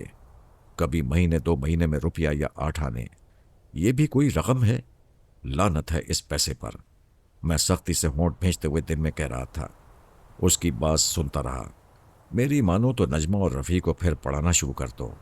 ईद भी अब बहुत करीब है। तुम्हारे लिए काढ़े का जोड़ा बनवा दूंगा। सैयद साहब ने जैसे हातिम ताई की कब्र पर लात मारते हुए कहा। अब मेरी कुव्वत बर्दाश्त जवाब दे गई थी। मैंने सख्ती से कहा, मुझे आपके बच्चे नहीं पढ़ाने, समझे आप? और न ही आपका बनाया हुआ जोड़ा पहनना है। वो ईद पर आप खुद पहन लीजिएगा। क्या? सैयद साहब मेरी बात सुनकर एकदम भड़क उठे। गुस्ताखी? अमा साहबजादे, तुम्हारी औकात क्या है जो तुम मुझसे ये कह रहे हो? हम यानी सिब्बत अहमद ईद के रोज काढ़े का जोड़ा पहने हैं? और क्या पोशाक पहनेंगे आप? कौन से कहीं के नवाब हैं आप? मैंने तंजिया हंसी के साथ जवाब दिया। बस बस, अब आगे ना बढ़ना। बर्दाश्त की भी एक हद होती है। अब अगर तुमने कुछ कहा तो।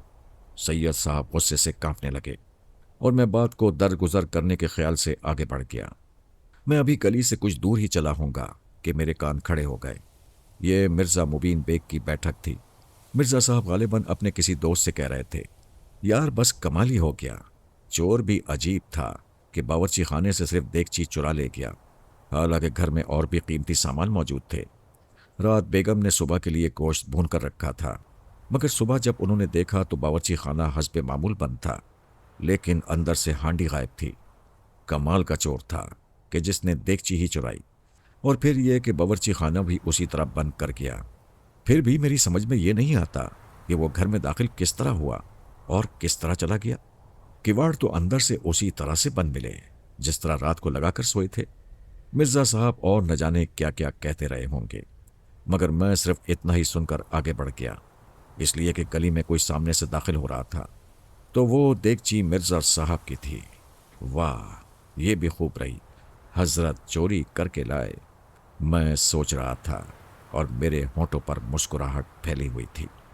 हफ्ता भर ही मैं पूरा बदायूं ये समझने लगा कि मुझे कोई बड़ा दफीना मिल गया है। अब मेरे अहबाब को मेरी जान की भी फिक्र थी कि कहीं कोई दुश्मन या चोर डाकू मेरी दौलत पर हाथ न डालते।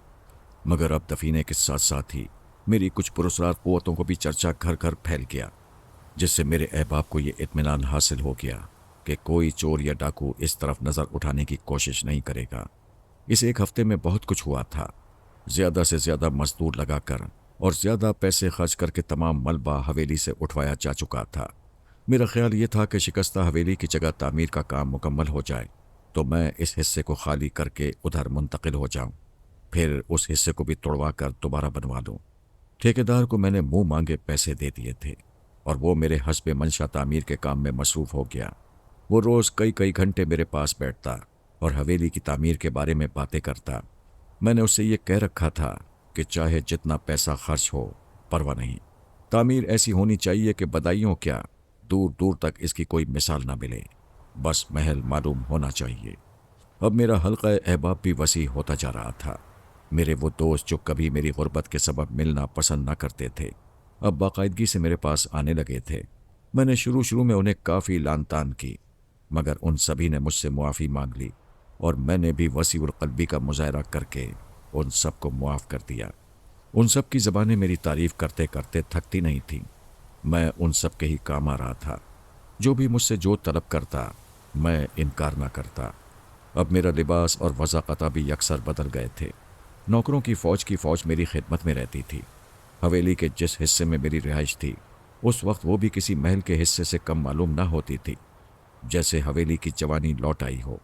हर जगह दबीस ईरानी कालीन बिछे हुए थे, जिनके बारे में लोगों ने तरह तरह की क़यास आराइयाँ की थीं कि हज़ारों की मालियत के तो सिर्फ कालीन हैं। दरअसल एक दिन बैठे बैठे सोराब खां के मुंह से निकल गया कि अगर कमरे में और बाहर बरामदों में फ़र्श बिछा हुआ हो तो और अच्छे लगे। इस पर मैंने कहा था कि फ़र्श तो बहुत मामूली चीज़ है, अगर कालीन होते तो कोई और बात होती। उस वक्त मेरे 8-10 मुलाकाती बैठे हुए थे, जिनमें शहर कोतवाल भी शामिल था। उसी वक्त मैंने हमजाद को तलब किया और हुक्म दिया कि तमाम पुख्ता हवेली के लिए बेहतरीन और आला दर्जे के ईरानी कालीन लेकर आओ।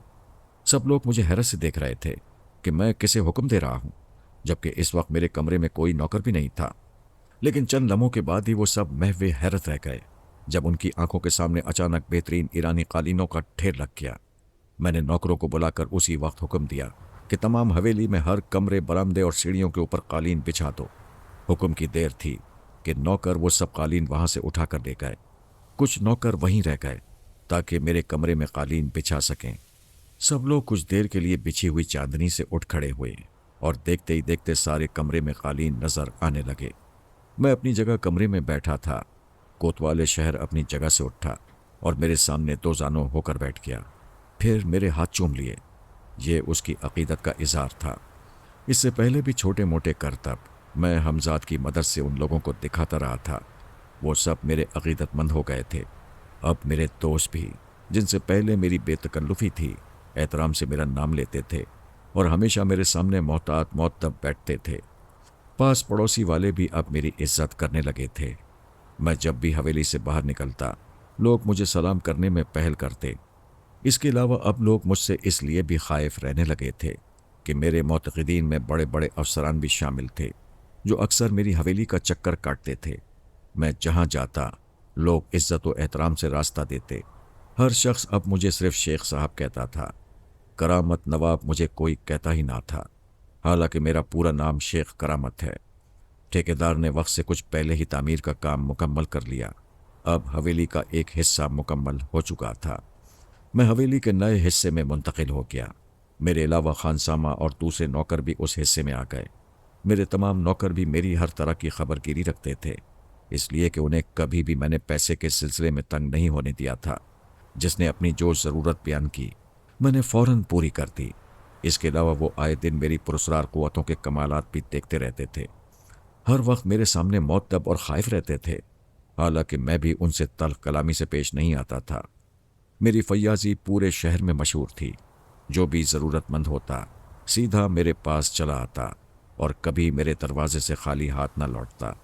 शहर में जो भी तकरीब होती, मैं उसमें मदऊ होता, चाहे वो कोई सरकारी तकरीब हो या शहर वालों की तरफ से। शहर में जो भी नया अफसर आता, खा वो हिंदुस्तानी हो या अंग्रेज़, सबसे पहले मेरी हवेली पर हाजिरी देता। जिस दिन मैं नए तामीर शुदा हिस्से में मुंतकिल हुआ, मैंने अपने अहबाब की दावत की। वो दावत क्या थी? अच्छा खासा जश्न था। तमाम रात हंगामा गर्म रहा। दूर दूर से बड़े बड़े कव्वाल आए और रात भर में अपनी झोलियां भर के चले गए। मेरे खानसामा ने, जो कभी किसी नवाब की खिदमत में भी रह चुका था, तरह तरह के खाने बनाए। सभी ने खानों की बेइंतहा तारीफ की। इस दावत में क्या शहर कोतवाल, क्या कोई बड़े से बड़ा अफसर, क्या छोटा क्या बड़ा, जिसकी मुझसे ज़रा भी शनासाई थी, सभी मौजूद थे। और फिर मेरी दावत ना मंजूर करने की हिम्मत वहाँ थी किसमें? हवेली खासी बड़ी थी। तकरीबन 500-600 आदमी मेरे यहाँ उस रात मौजूद थे। कुछ खाने ख़ास तौर पर मैंने हमजाद से कहकर दूसरे मुल्कों से भी मंगवाए थे, इसलिए कि मेरी दावत में 3-4 अंग्रेज़ अफसरान भी शामिल थे, जो अब से पहले मुझसे नहीं मिले थे। उन्होंने सिर्फ मेरी तारीफ़ ही तारीफ़ सुनी थी। मैंने उनके पास पहुँच कर कहा कि क्या वो अंग्रेज़ी खाने पसंद करेंगे। पहले तो वो कुछ झिझकते रहे, फिर कहने लगे, यहाँ वो खाने कौन तैयार करेगा, रहने दें। मैंने कहा, क्या हुआ, मैं लंदन से मंगवा दूंगा। इस पर उनमें से एक हंस पड़ा और कहने लगा, उस वक्त तक तो हम बूढ़े हो चुके होंगे। अभी वो अपना फ़िक्रा भी पूरा न कर पाया था कि उनके पास बैठे हुए एसपी पुलिस ने उसका हाथ दबाया और उसके कान में कुछ सरगोशी की। انگریز کے چہرے پر ایک لمحے کے لیے حیرت کے آثار نظر آئے اور وہ مجھے خالی خالی نظروں سے دیکھنے لگا۔ میں سمجھ گیا کہ ایس پی نے اس کے کان میں کیا کہا ہوگا، اس لیے کہ میں واقف تھا کہ ایس پی میرا مرید ہے۔ اس نے یہی کہا ہوگا کہ ایسا نہ کہیں، شیخ صاحب کی ناراضی کا خطرہ ہے۔ ان کے لیے کچھ بھی مشکل نہیں کہ وہ ابھی لندن سے ہی کھانے منگوا دیں۔ میں اس انگریز کے چہرے کے تاثرات سمجھ گیا تھا۔ آپ میرے مہمان ہیں، آپ فرمائیں تو انشاءاللہ آپ کی بات خالی نہیں جائے گی۔ اس نے اس بات میں گردن ہلا دی۔ اسی وقت میں نے آنکھیں بند کیں اور حمزات کو طلب کر کے حکم دیا، لندن کے بہترین کھانے فوراً حاضر کرو۔ بقیہ انگریز افسران بھی مجھے حیرت سے دیکھ رہے تھے اور ان لوگوں کے دیکھتے ہی دیکھتے میں حمزات سے کھانے لے کر ان کے سامنے چننے لگا۔ وہ سب کھانے دیکھ دیکھ کر حیرت زدہ تھے۔ کھانا بالکل تازہ اور بہترین بنا ہوا تھا۔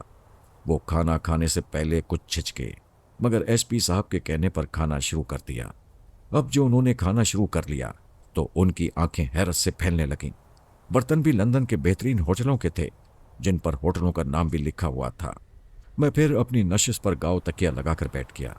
کھانے سے فارغ ہوتے ہی ایس پی صاحب کے ساتھ وہ سب انگریز میرے پاس آئے اور فرط عقیدت سے میرے ہاتھ چومنے لگے، اس لیے کہ ان سے پہلے ایس پی نے ان کے سامنے میرے ہاتھ چومے تھے۔ انہوں نے بھی اس کی تقلید کی تھی۔ وہ میرے سامنے ہی دوزانوں بیٹھ گئے تھے۔ چائے یا کافی؟ وہ میری بات سن کر چونک پڑے۔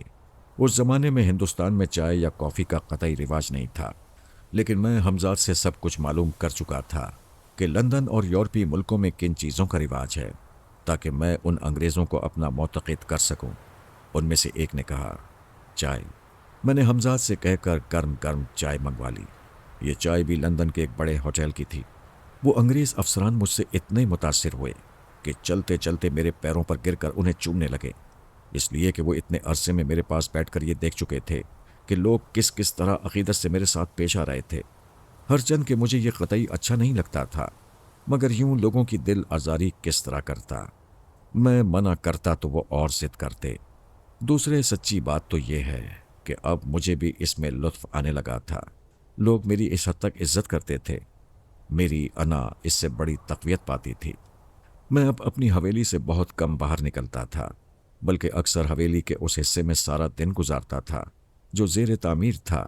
ٹھیکیدار کو نئے نئے مشورے دیتا رہتا تھا، اور جب کوئی ملنے والا یا ضرورت مند آ جاتا تو اس سے وہیں کھڑے کھڑے بات کرتا جاتا۔ چند ہی دنوں میں یہ حصہ بھی میری مرضی کے مطابق تعمیر ہو گیا۔ اب میں نے اپنی تفریح کے لیے ایک گاڑی بھی خرید لی تھی، جس پر اکثر میں شام کے وقت سیر کرنے کے لیے نکلتا تھا۔ ایک ایسی ہی شام میں سیر کر کے واپس آ رہا تھا کہ میری نظر ایک جھروکے پر پڑی۔ میری نظریں وہاں جیسے جم کر رہ گئیں۔ وہ لڑکی ہی اتنی حسین تھی کہ ایک نظر اسے دیکھتے ہی مجھ میں جیسے ہلچل سی مچ گئی۔ میری رگوں میں خون تیزی سے گردش کرنے لگا۔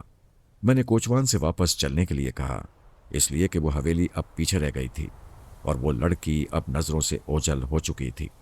اب سے پہلے میں نے کبھی اپنے اندر ایسا جذبہ محسوس نہ کیا تھا۔ یہ پہلا موقع تھا۔ میرے سارے جسم میں ایک عجیب سی سنسنی تھی۔ کچھ دیر اسی طرح آگے چلتے ہوئے میں نے کوچوان کو پھر حویلی چلنے کو کہا۔ اس مرتبہ میں سنبھل کر بیٹھ گیا۔ وہ ابھی تک وہیں کھڑی ہوئی تھی، بڑی بڑی نشیلی آنکھیں۔ میں صرف اتنا ہی دیکھ سکا، اس لیے کہ اس مرتبہ میری اور اس کی نظریں بھی مل گئی تھیں۔ وہ بڑی معصومیت سے میری طرف دیکھ رہی تھی۔ حویلی پہنچ کر بار بار مجھے اسی کا دھیان آتا رہا۔ اسی میں رات ہو گئی۔ میں بستر پر بار بار کروٹیں بدل رہا تھا۔ ایک عجیب سی بے چینی تھی۔ اسی حالت میں مجھے اچانک حمزات کی آواز سنائی دی، کیا میں حاضر ہو سکتا ہوں؟ مگر میں نے تو تمہیں طلب نہیں کیا، میں نے کہا۔ میں جانتا ہوں کہ تم اس وقت بہت بے چین ہو اور تمہیں میری مدد کی ضرورت ہے۔ ضروری نہیں کہ اگر تمہیں میری ضرورت ہو اور تم مجھے نہ بلاؤ تو میں نہ آؤں۔ آخر میں تمہارا جسم لطیف ہوں۔ تم بے چین ہوگے تو مجھے کس طرح سکون مل سکتا ہے؟ میں جانتا ہوں، سب کچھ جانتا ہوں کہ تمہاری اس بے چینی اور بے کلی کا کیا سبب ہے، اور میرے پاس اس کا علاج بھی ہے۔ کیا واقعی؟ میرے منہ سے نکلا۔ کیا تم اسے؟ وہ میرے ادھورے جملے کا مقصد سمجھ گیا اور بولا، بالکل، میں اسے ابھی تمہاری خدمت میں حاضر کر سکتا ہوں، مگر میرا ایک مشورہ ہے۔ تم اس پر اپنی اصلیت ظاہر نہ کرو گے۔ دوسرے یہ کہ اسے میرے وجود کے بارے میں کچھ نہیں بتاؤ گے۔ پھر میں اس سے کیا کہوں گا کہ میں تمہیں سمجھاؤں گا۔ اس کے بعد وہ مجھے دیر تک سمجھاتا رہا۔ جب وہ اپنی بات ختم کر چکا تو چند لمحوں کے لیے غائب ہو گیا۔ اب اس کے ہاتھ میں مخصوص وضع کے کچھ کپڑے اور سامان تھا۔ اس نے مجھ سے یہ کپڑے پہننے کے لیے کہا۔ جب میں وہ عجیب و غریب کپڑے پہن چکا تو اس نے سامنے رکھا ہوا سونے کا تاج میرے سر پر رکھ دیا۔ میں نے آئینے میں خود کو دیکھا اور حیرت زدہ رہ گیا۔ اس لباس میں تو میری شخصیت ہی یکسر بدل گئی تھی۔ میں کسی گزرے زمانے کا شہزادہ لگ رہا تھا۔ میں اس وقت خود میں گم ہو کر رہ گیا، اس لیے حمزاد کی آواز سن کر ایک دم چونک پڑا۔ وہ کہہ رہا تھا، میں اسے لینے جا رہا ہوں۔ وہ ایک مرتبہ پھر غائب ہو گیا اور میں سوچ رہا تھا کہ کتنی عجیب بات ہے کہ میں اب تک جس لڑکی کے نام سے بھی واقف نہ تھا اور اب وہ میری آغوش میں ہوگی۔ میں کتنا خوش نصیب ہوں۔ ہاں، تم خوش نصیب ہو۔ وہ دیکھو تمہارے بستر پر کون محو خواب ہے۔ یہ حمزاد کی آواز تھی جس نے مجھے تصورات کی دنیا سے حقیقت کی دنیا میں کھینچ لیا تھا۔ میں اس وقت کمرے میں بے چینی سے ٹہل رہا تھا اور جس وقت حمزاد مجھ سے مخاطب ہوا میری پشت بستر کی طرف تھی۔ میں اس کی آواز سن کر اچانک مڑا اور اس حسن خوابیدہ کو دیکھتا رہ گیا۔ وہ شام سے بھی زیادہ حسین دکھائی دے رہی تھی۔ تم جا سکتے ہو، میں نے حمزاد سے کہا اور اپنے بستر کی طرف بڑھ گیا۔ میرے بستر پر وہ سراپا قیامت لیٹی ہوئی گہری گہری سانسیں لے رہی تھی۔ اس کے نرم کالے کالے بال اس کے چہرے کے چاروں طرف بکھرے ہوئے تھے۔ میرا ذہن کوئی حسین تشبیہ تلاش کرنا چاہتا تھا۔ میں فرتے جذبات سے اس پر جھک گیا۔ میری گرم گرم سانسوں کی تپش سے اس کی نیند اچاٹ ہو گئی اور اس نے آنکھیں کھول دیں۔ مجھے اپنے آپ پر جھکا ہوا دیکھ کر اس کی آنکھیں حیرت سے پھیل گئیں۔ مجھے لگا جیسے وہ چیخنا چاہتی ہو مگر خوف کے مارے اس کی قوت گویائی چھین چکی ہو۔ میں اس کی یہ حالت دیکھ کر سیدھا ہو گیا اور باروب آواز میں بولا، خوش نصیب ہو تم کہ ہم نے تمہارا انتخاب کیا۔ تمہیں گھبرانا نہیں چاہیے بلکہ اپنی قسمت پر ناز کرنا چاہیے۔ تم اس وقت ہمارے حضور میں ہو۔ مگر تم کون ہو اور میں کہاں ہوں؟ وہ پہلی مرتبہ بولی۔ اس کی آواز نمایاں طور پر کانپ رہی تھی۔ اے عرضی حور، ہم تمہیں سب کچھ بتا دیں گے، سب کچھ، میں نے کہا۔ اور اس کے بعد وہ سب کچھ کہہ دیا جس کا مشورہ مجھے حمزاد نے دیا تھا، اس لیے کہ اسی طرح یہ ممکن تھا کہ میری اصل شخصیت چھپی رہ سکے اور حمزاد کے بارے میں بھی کسی کو علم نہ ہو۔ میں کمرے میں ٹہل رہا تھا اور ایک فرضی کہانی اس لڑکی کو سنا رہا تھا۔ فرضی اور عجیب و غریب کہانی۔ میں کہہ رہا تھا، یہ دنیا میری اپنی دنیا ہے، میں یہاں صدیوں سے آباد ہوں، میں اس دنیا کا اکیلا فرد ہوں، میں ہی اس کا خالق اور میں ہی اس کی مخلوق ہوں۔ یہ دنیا تمہاری دنیا سے بالکل مختلف ہے۔ کچھ دن سے مجھ پر میری تنہائیاں کرا ہونے لگیں اور میرے دل میں خیال آیا کہ میں اپنی دنیا سے باہر نکل کر دیکھوں، شاید میری دنیا کی طرح کوئی اور بھی دنیا اس کائنات میں موجود ہو۔ تو مجھے میری لامحدود اور پراسرار قوتوں نے بتایا کہ میں جس دنیا کا فرد ہوں اس کے چاروں طرف ایک اور وسیع و عریض دنیا آباد ہے، اور وہ دنیا تمہاری دنیا تھی۔ میری دنیا کے اوپری سطح پر کروڑوں اربوں مجبور و لاچار افراد موجود ہیں۔ میں اپنی دنیا کے حصار کو توڑ کر باہر نکلا۔ میں نے وہاں دیکھا کہ اس پر مجھ پر ملتی جلتی ایک اور مخلوق آباد ہے جسے تمہاری دنیا والے عورت کہتے ہیں۔ مجھے عورت بہت پسند آئی۔ پھر میں نے ایک طویل عرصے تمہاری دنیا کا سفر کیا۔ مجھے تمہاری دنیا کی سب سے حسین عورت کی تلاش تھی اور اسے میں نے ڈھونڈ لیا۔ وہ تم ہو، تم۔ یہ کہہ کر میں اس کے برابر ہی بستر پر بیٹھ گیا۔ وہ لڑکی حیرت سے میرے لباس، وضاقتہ اور پورے موجودہ ماحول کو دیکھ رہی تھی۔ مجھے اس کے چہرے پر ایسے تاثرات نظر آئے جیسے اسے میری باتیں ماننے میں تامل ہو۔ مجھے اس کے چہرے پر الجھن کے آثار دکھائی دیے۔ شاید وہ حالات کو سمجھ نہیں پا رہی تھی۔ میں نے یہ محسوس کر کے پھر بولنا شروع کیا۔ تمہیں شاید میری باتیں سن کر یقین نہیں آیا۔ اگر واقعی ایسا ہے تو سوچو کہ تم کس طرح یہاں پہنچ گئیں۔ میں چند لمحے رکا۔ وہ خاموش تھی۔ تم ابھی میری قوتوں سے پوری طرح آگاہ نہیں ہو، مگر رفتہ رفتہ سب کچھ جان جاؤ گی۔ تمہارے لیے فی الحال یہی جاننا کافی ہے کہ تم میری ہو، صرف میری۔ تمہیں اب تمہاری دنیا کا کوئی فانی انسان ہاتھ نہیں لگا سکتا۔ تمہیں یہاں کوئی تکلیف نہیں ہوگی۔ تمہیں ہر طرح سے خوش رکھا جائے گا۔ تمہاری خوشی ہی میں ہماری خوشی ہے، بلکہ ہم تمہیں اس بات کا اختیار دیتے ہیں کہ تم ہماری دنیا میں رہنا چاہو تو ہمیشہ رہو، یا پھر ہمارے ساتھ رات گزارنے کے بعد اپنی دنیا میں واپس چلی جاؤ۔ ہم تمہیں واپس بھی بھیج سکتے ہیں۔ ہمارے اختیار میں سب کچھ ہے، مگر میری تو شادی طے ہو چکی ہے۔ یہی نہیں بلکہ منگنی کی رسم بھی ادا کی جا چکی ہے۔ میں اب کس طرح؟ وہ سب کچھ بھول جاؤ، اب تم صرف ہماری ہو۔ تم اب اپنی دنیا کے کسی بھی انسان کی نہیں ہو سکتی۔ اگر کسی نے ہماری امانت میں خیانت کرنے کی جسارت کی تو ہم اسے جلا کر خاک کر دیں گے۔ میں نے سخت لہجے میں کہا، ہم تمہاری ہر خواہش پوری کریں گے۔ وہ پہلے کچھ جھجکی، کچھ شرمائی، مگر میری مسلسل دست درازیوں نے آخر اسے بے بس کر دیا۔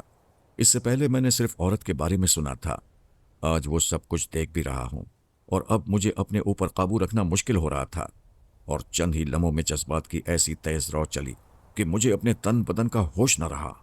لڑکی کے چہرے سے صاف ظاہر ہو رہا تھا کہ وہ مجھ سے متاثر ہو گئی ہے۔ میری مردانہ وجاہت نے اس کے دل میں جگہ بنا لی تھی۔ جو کچھ بھی ہوا تھا اس میں لڑکی نے کسی جبر کا تاثر نہیں دیا تھا۔ اس کا اتنی جلدی مجھ سے متاثر ہو جانا حیرت انگیز بات تھی، لیکن شاید اس میں بھی میرے ہمزاد کی پراسرار قوتیں کار فرما ہوں۔ میں نے اس کی طرف دیکھا تو اس نے شرما کر دونوں ہاتھوں سے اپنا منہ چھپا لیا۔ مجھے اس کی یہ ادا بہت پسند آئی۔ میں نے اس کی کلائیاں پکڑ کر چہرے سے ہٹاتے ہوئے کہا، اب شرمانے سے کیا حاصل؟ آپ بڑے شریر ہیں، کیا اب ہمیں ہمارے گھر پہنچا دیں گے؟ کیوں نہیں، مگر ابھی تو بہت رات باقی ہے۔ صبح ہونے کے کچھ پہلے میں اپنے کمرے سے نکلا اور سامنے بنے ہوئے حمام میں فوراً غسل کیا، اس لیے کہ میں جانتا تھا کہ میں ناپاکی کی حالت میں حمزاد کو طلب نہیں کر سکتا۔ یہ میرے اور اس کے درمیان معاہدہ ہوا تھا۔ میں غسل کر کے پھر اپنے کمرے میں آ گیا۔ وہ بھی اب تیار بیٹھی تھی۔ میں نے حمزاد کو طلب کیا اور کہا، انہیں ان کے گھر چھوڑ آؤ۔ پھر لڑکی سے کہا، آنکھیں بند کر لو۔ اس نے جیسے ہی آنکھیں بند کی، حمزاد نے اسے اٹھا لیا اور کمرے سے غائب ہو گیا۔ اس کے بعد دن چڑھے تک میں سوتا رہا۔ جاگتے ہی میں نے سب سے پہلے حمزاد کو طلب کیا اور پوچھا، میری زندگی کی خبر لاؤ، کیسی ہے اور کیا کر رہی ہے؟ مجھے اس کے بارے میں ایک ایک اطلاع پہنچاتے رہو۔ حمزاد چلا گیا۔ کچھ ہی دیر بعد آ کر اس نے بتایا کہ وہ ابھی ابھی سو کر اٹھی ہے اور اس وقت اپنی ماں سے بات کر رہی تھی کہ اب وہ شادی نہیں کرے گی۔ اس کی ماں نے اسے لاکھ ڈانٹا ڈپٹا، لیکن وہ اپنی بات سے نہیں پھری۔ پھر کچھ دیر بعد حمزاد نے بتایا کہ ایک مولانا کو بلایا گیا ہے جنہوں نے ایک تعویذ دیا ہے جسے اس کے گلے میں ڈال دیا گیا ہے۔ اسی طرح حمزاد شام تک اس کے بارے میں اطلاعات لاتا رہا۔ شام کے وقت اس نے بتایا کہ اس نے اپنے گلے میں بیلے کے ہاتھ ڈال لیے ہیں۔ جب اس کی ماں نے اس کی وجہ پوچھی تو اس نے بتایا کہ کیا خبر آج رات پھر بلایا جائے۔ کل رات بھر میں انہی کے پاس رہی ہوں، میں انہی کی منخواہ ہوں۔ اس بات پر ماں نے اسے بہت سمجھایا کہ کیا بیکی بیکی باتیں کر رہی ہو، میں آج تیرے ساتھ سوؤں گی، دیکھوں تو صحیح کہ وہ تجھے کیسے لے جاتا ہے۔ اور پھر رات ہو گئی۔ میری بے چینی بڑھتی جا رہی تھی۔ میں نے کل رات زندگی کا جو لطف اٹھایا تھا اس کے سامنے تو دنیا کی تمام آسائشیں اور لذتیں غیر نظر آ رہی تھیں۔ جیسے ہی رات کے 12 بجے میں نے حمزاد کو اسے بلانے بھیج دیا۔ اس کا نام رضیہ تھا۔ میں نے حمزاد سے پوچھ ہی لیا تھا۔ وہ آج بھی کل ہی کی طرح سوئی ہوئی تھی، مگر آج اس کے ہونٹوں پر ایک عجیب سی مست کن مسکراہٹ تھی، جیسے کوئی بہت حسین خواب دیکھ رہی ہو۔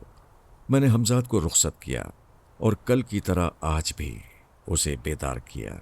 اس نے جاگتے ہی میرے گلے میں باہیں ڈال دی اور کہنے لگی، خواب میں بھی تم ہی تھے اور اب آنکھ کھولی ہے تو بھی تم ہی نظر آ رہے ہو۔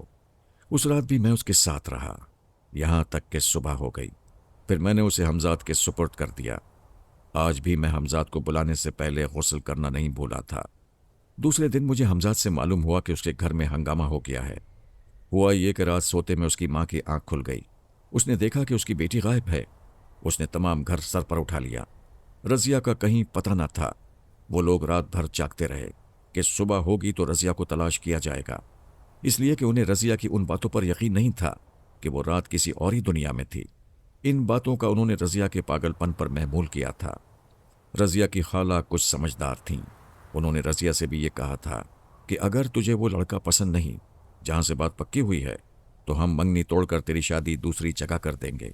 لیکن رضیہ اسی پر اڑی ہوئی تھی کہ اب اس کی شادی کسی انسان کے ساتھ نہیں ہو سکتی۔ صبح کے وقت رضیہ کی ماں کی آنکھ ذرا لگ گئی تو اس وقت حمزاد اسے گھر چھوڑ آیا۔ جب رضیہ کی ماں اٹھی تو رضیہ کو اپنے ہمراہ سوتا دیکھ کر حیرت زدہ رہ گئی۔ انہوں نے رضیہ کو فوراً جگایا اور پوچھا کہ وہ رات کہاں گئی تھی اور کس طرح۔ اور پھر کیسے واپس آ گئی جبکہ اندر سے حویلی کا پھاٹک بند تھا؟ رضیہ کا یہی ایک جواب تھا۔ نتیجہ یہ کہ اسے مولویوں کو دکھایا گیا، لیکن لا حاصل۔ آخر بات یہاں تک پہنچی کہ اس کے سسرال والوں کو بھی یہ خبر ہو گئی کہ لڑکی شادی سے منکر ہے اور اس پر کوئی جن ہے۔ وہاں سے فوراً منگنی ٹوٹ گئی۔ اس کے علاوہ تمام رشتہ داروں میں یہ بات پھیل گئی۔ کوئی رضیہ کی ماں کو رشتہ دینے پر آمادہ نہیں تھا۔ رضیہ ہر رات میرے پاس ہوتی تھی۔ ظاہر ہے کہ اس کا کچھ نہ کچھ انجام تو ہونا ہی تھا۔ رضیہ کا پاؤں بھاری ہو گیا۔ اب میں نے رضیہ کو بلانے میں ناغہ شروع کر دیا، اور میری یہ حالت تھی کہ عورت کا ایسا عادی ہوا تھا کہ بغیر اس کے چین ہی نہ پڑتا تھا۔ آخر مجبور ہو کر میں نے حمزات سے کہا، کسی اور لڑکی کو لاؤ۔ رضیہ کا آنا میرے پاس بند ہو گیا۔ اس کے بعد میں نے اس کی کوئی اطلاع بھی نہیں منگوائی۔ میں ایک اور لذت میں گم تھا، یہ خورشید تھی۔ لیکن اس کے ساتھ بھی کچھ دن بعد وہی حادثہ ہوا جو اس سے پہلے رضیہ کے ساتھ ہو چکا تھا۔ تنگ آ کر میں نے حمزات سے کہا، مجھے ہر رات نیا جسم چاہیے۔ نتیجہ یہ کہ اب تقریباً ہر رات میری آغوش میں ایک سے ایک حسین جسم ہوتا۔ میں ہر لڑکی کو وہی من گڑت کہانی سناتا کہ میں ایک اور ہی دنیا کا فرد ہوں، اور کچھ پس و پیش کے بعد وہ میری باتوں پر یقین کر لیتی، یہاں تک کہ یہ وعدہ بھی کر لیتی کہ سوائے میرے اب وہ کسی سے شادی نہیں کرے گی۔ ان کے جسم کا سارا سکھ صرف میرے لیے ہوگا، مگر میں ان کے ساتھ صرف ایک رات گزارا کر کے انہیں ہمیشہ کے لیے بھلا دیتا۔ مجھے اس بات کا بخوبی اندازہ ہو چکا تھا کہ مجھ میں لڑکیوں کے لیے بے پناہ کشش ہے۔ میں نہ صرف انہیں اپنے خوبصورت رنگ و روپ سے متاثر کرتا ہوں، بلکہ انہیں بھرپور تپاک بھی دیتا ہوں۔ رفتہ رفتہ یہ بات سارے شہر میں پھیل گئی، اس لیے کہ کئی لڑکیاں حاملہ ہو چکی تھیں۔ یہ اسرار کسی کی سمجھ میں نہیں آتا تھا۔ بات پولیس تک پہنچ گئی، اور تمام لڑکیاں ایک ہی آدمی کا حلیہ بتاتی تھیں، اور اس پر بضد ہوتی تھیں کہ وہ اس دنیا کا انسان ہی نہیں، اور یہ کہ وہ اس کی منکوہاں ہیں اور کسی سے شادی نہیں کریں گی۔ میں نے یہ حالات دیکھ کر حمزات سے کہا کہ ضروری نہیں کہ تم شہر کی لڑکیاں لاؤ، دوسرے شہر بھی تو ہیں۔ اور اسی رات حمزات میرٹھ کے نواب صاحب کی نوخیز لڑکی اٹھا لایا، اور خلاف توقع یہ لڑکی مجھے بے حد پسند آئی، حالانکہ اس نے میرے ساتھ قطعی اشتراک نہیں کیا تھا۔ صبح ہونے سے پہلے میں نے اسے واپس کر دیا، لیکن صبح اٹھتے ہی اس نے ہنگامہ کر دیا۔ اس نے اپنی ماں کو وہ سب کچھ بتا دیا جو رات ہوا تھا۔ نواب صاحب کے کانوں میں بھی یہ بات پڑی، اور وہ غصے میں لال ہو گئے، مگر معاملہ اس نوعیت کا نہ تھا کہ سمجھ سے باہر تھا۔ فوراً نواب صاحب کسی خاص طبیب کو طلب کرنے چلے گئے، جنہوں نے تصدیق کی کہ لڑکی سچ کہتی ہے۔ مولویوں اور عاملوں کو بلایا گیا۔ انہوں نے بتایا کہ یہ کام کسی عامل کا ہے جو گناہ کی راہ پر پڑ گیا ہے۔ اب عامل کا پتہ کس طرح لگے؟ اسی تمام ہنگامے میں رات ہو گئی۔ میں نے رات ہوتے ہی حمزات سے کہا، اسے آج پھر لاؤ، مگر کچھ دیر بعد ہی حمزات واپس خالی ہاتھ آ گیا اور کہنے لگا، عاملوں نے اس کے گرد حصار کھینچ دیا ہے جس میں داخل نہیں ہو سکتا۔ میں تمہارے لیے دوسری لڑکی لائے دیتا ہوں۔ حمزات میرے لیے ایک اور حسین لڑکی لے آیا، مگر رہ رہ کر مجھے نرگس ہی کی یاد ستاتی رہی۔ نرگس جو میرٹھ کے نواب صاحب کی لڑکی تھی اور جس کے گرد آج حصار کھینچا گیا تھا۔ صبح نرگس سے پوچھا گیا کہ کیا رات پھر تمہیں کسی نے بلایا تھا؟ اس نے بتایا کہ ہاں، رات بھی وہ آئے تھے، مگر وہ میرے قریب نہیں آ رہے تھے، مجھے دور ہی سے بلاتے رہے۔ میں نے اٹھنا چاہا، مگر نہ معلوم کیوں میں نہ اٹھ سکی۔ نواب صاحب بھی موجود تھے، عامل اور حکیم بھی۔ نواب صاحب بولے، یہ تو بڑے خطرے کی بات ہے۔ آخر ہم کب تک رات بھر جاگ کر اس کی حفاظت کرتے رہیں گے؟ کب تک اسے حصار میں قید رکھیں گے؟ کیا کسی طرح آپ لوگ یہ معلوم نہیں کر سکتے کہ وہ کون مرتود عامل ہے؟ تمام عاملوں اور حکیموں کو نواب صاحب کی بات سن کر سانپ سونگ گیا، مگر اچانک بڑے حکیم صاحب نے اس خاموشی کو توڑا۔ یہ معلوم کیا جا سکتا ہے کہ وہ عامل کہاں ہے، پھر آسانی سے اس کے بارے میں بھی تحقیق ہو سکتی ہے کہ پہلے یہ معلوم ہو جائے کہ وہ کس شہر میں ہے، مگر اس کے لیے ایک مرتبہ پھر نرگس کو وہاں جانا پڑے گا۔ کیا کہہ رہے ہیں آپ حکیم صاحب؟ نواب صاحب چیخے، کیا میں خود جانتے بوجھتے اپنی بیٹی کی عصمت کا سودا کروں؟ کیا آپ مجھے اتنا بے ضمیر سمجھتے ہیں؟ حکیم صاحب کچھ دیر خاموش رہے، پھر آہستہ سے بولے، میرا مطلب یہ نہیں تھا نواب صاحب، میں تو اس ملون کی نشاندہی کرنا چاہتا تھا۔ بہرحال انہوں نے اپنا جملہ ادھورا چھوڑ دیا۔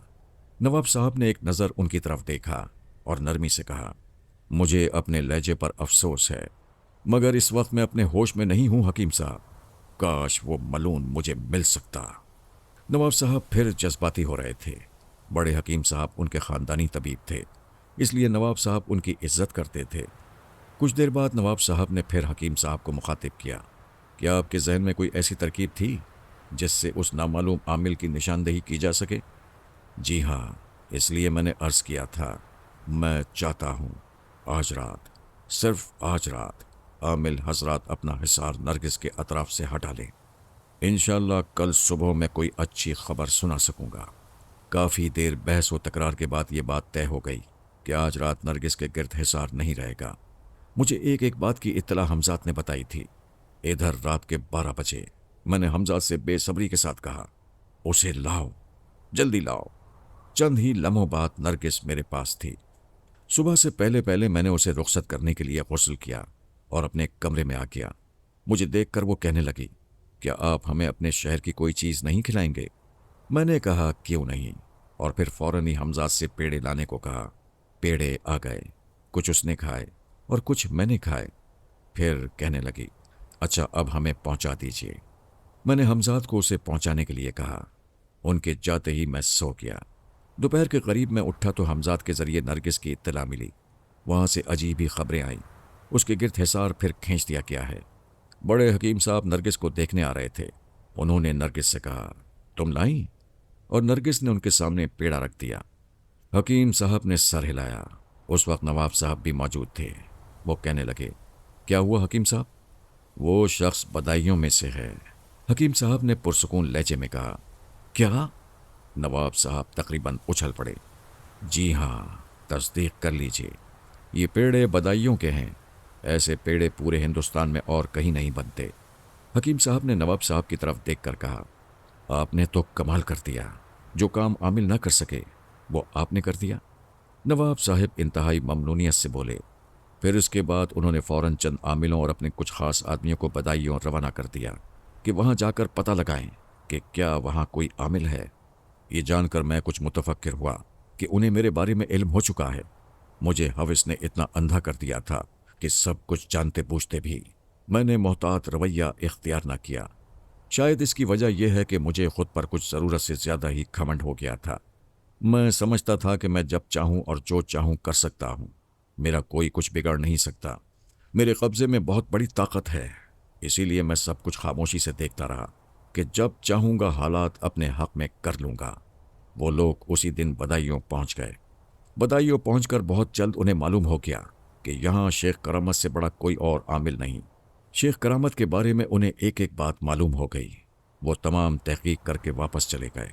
نواب صاحب نے فوراً بات اعلیٰ افسران کو بتا دی، جنہوں نے بدایوں کے افسران کو حکم دیا کہ مجھے گرفتار کر لیں اور تحقیق کریں کہ کیا معاملہ ہے۔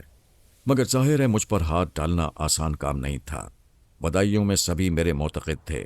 انہوں نے صاف جواب دے دیا کہ وہ میرے خلاف کچھ نہیں کر سکتے، اس لیے کہ انہیں یقین ہے کہ میرے اوپر الزام لگایا گیا ہے۔ لیکن پھر بھی اعلیٰ افسران کو خوش کرنے اور خانہ داری کرنے کے لیے انہوں نے میری حویلی کے ارد گرد پولیس کا پہرا لگا دیا کہ کوئی لڑکی آتی جاتی تو نہیں۔ ظاہر ہے کہ دروازوں سے ہو کر تو کوئی لڑکی بھی نہیں آتی تھی، پھر پولیس کیسے دیکھ سکتی تھی؟ باقی پولیس کے پہرے کے لیے افسران نے مجھ سے بہانہ کیا کہ ہم نے حضور کی حفاظت کے لیے ایسا کیا ہے، لیکن میں جو سب کچھ جانتا تھا فوراً بولا، مجھے سب کچھ معلوم ہے، مجھ سے کچھ چھپاؤ نہیں۔ اس کے بعد میں نے وہ سب کچھ بتا دیا جو حمزات کے ذریعے مجھے معلوم ہوا تھا۔ میری بات سن کر ایس پی اور انگریز افسران بہت مرعوب ہوئے اور فوراً پیرا ہٹانے کے احکامات جاری کر دیے۔ افسران کو مطلع کیا کہ انہوں نے میرے اوپر سے پیرا ہٹا دیا ہے، اس لیے کہ وہ پوری طرح ہر بات کی تصدیق کر چکے ہیں۔ افسران نے پھر تنبیہ کی اور کہا کہ ہم خود تحقیق کے لیے کمیشن بھیج رہے ہیں، اس لیے کہ یہ معاملہ میرٹھ کے نواب صاحب کا ہے، جنہیں انگریز سرکار ہر حال میں خوش رکھنا چاہتی ہے۔ یہ کمیشن بدایوں پہنچ کر خفیہ تحقیقات کرے گی۔ ادھر نواب صاحب نے عاملوں سے بھی مشورہ کیا کہ اس سلسلے میں کیا کیا جائے۔ عاملوں نے نواب صاحب کو بتایا، ہمارا علم کہتا ہے کہ اس کے قبضے میں اس کا حمزات یا جسم لطیف ہے، جس کے ذریعے وہ تمام ایسے کام کرا لیتا ہے۔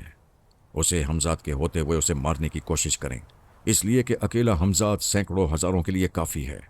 ایک صورت ہے اسے مارنے کی، اسے ایسے وقت قتل کیا جائے جب اس کا حمزات اس کے پاس نہ ہو، اور یہ ایک ہی وقت ہو سکتا ہے، یعنی جس وقت وہ ناپاک ہو ناپاکی کی صورت میں وہ اپنی مدد کے لیے حمزات کو نہیں بلا سکتا، اس لیے کہ کوئی بھی حمزات ناپاکی کی حالت میں کبھی اپنے عامل کے پاس نہیں جاتا، چاہے عامل اسے بلاتا ہی رہے۔ نواب صاحب کو یہ تجویز پسند آئی اور وہ کہنے لگے، وہ خبیث اپنی عادات کا غلام معلوم ہوتا ہے، یقیناً وہ روز ہی کسی نہ کسی معصوم لڑکی کی زندگی تباہ کرتا ہوگا، اس لیے ایسے ہی وقت اس پر حملہ کر کے اسے قتل کر دیا جائے۔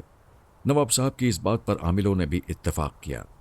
نواب صاحب نے اسی وقت اپنے پروردہ غنڈوں کو طلب کیا اور ان کے سپرد یہ کام کیا کہ بدایوں جا کر مجھے قتل کر دیا جائے۔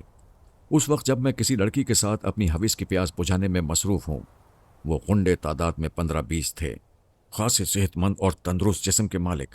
طے یہ ہوا کہ کل صبح یہ لوگ چند عاملوں کے ہمراہ جنہوں نے میری حویلی دیکھی ہے بدایوں روانہ ہو جائیں گے اور کل رات ہی مجھے قتل کر دیا جائے گا۔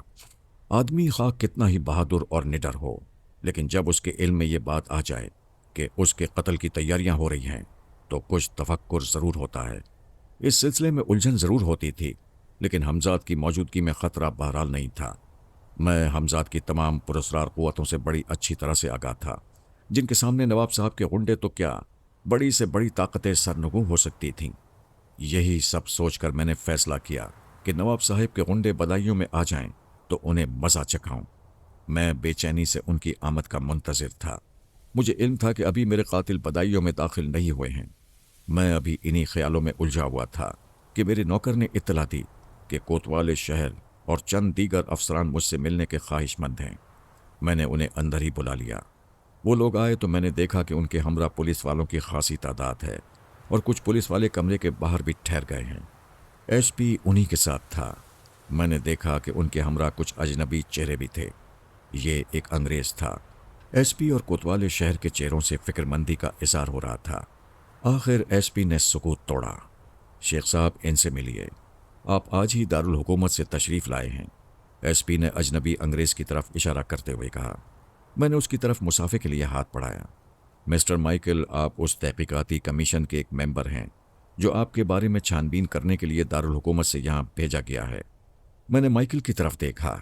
میں اس کی آنکھوں میں دیکھ رہا تھا۔ مائیکل نے چند لمحوں میں گھبرا کر نظریں نیچی کر لیں۔ مجھے آپ سے مل کر خوشی ہوئی ہے مسٹر مائیکل، میں نے کہا۔ میں آپ کو لینے آیا ہوں۔ چیف جان ولیم نے آپ کی گرفتاری کے آرڈر دیے ہیں۔ مائیکل پہلی مرتبہ بولا۔ میں نے دیکھا کہ اس کی نگاہیں جھکی ہوئی تھیں۔ غالباً وہ مجھ سے کچھ مروب تھا۔ ممکن ہے ایس پی کوتوال شہر نے اسے میرے بارے میں کچھ بتا دیا ہو۔ میں نے ایک لمحے کے لیے آنکھیں بند کیں اور حمزات کا تصور کیا۔ وہ فوراً حاضر ہو گیا۔ اس کے آتے ہی میں نے اسے حکم دیا، جسے بقیہ تمام لوگ بھی سن رہے تھے اور حیرت سے میری طرف دیکھ رہے تھے کہ کس سے بات کر رہا ہوں، جبکہ بظاہر ان کے اور میرے سوا کمرے میں کوئی اور موجود نہیں تھا۔ میں کہہ رہا تھا، فوراً معلوم کرو یہ مردود جان ولیم کون ہے، کیا چاہتا ہے۔ اس کے بارے میں تمام معلومات ہمیں اسی وقت چاہیے۔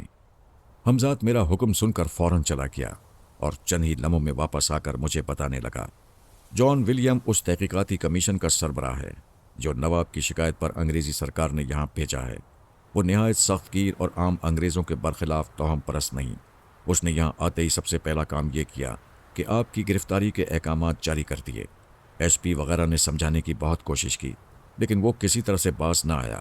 وہ بہت ضدی اور اکھڑ قسم کا آدمی ہے۔ وہ قطعی کسی پراسرار قوت پر یقین نہیں رکھتا۔ یہ شخص انگریزی سرکار میں ایک بہت بڑے عہدے پر فائز ہے اور وائسرائے کے قریبی عزیزوں میں سے ہے، اس لیے اپنے سامنے کسی کو کچھ نہیں سمجھتا، جو چاہتا ہے کرتا ہے۔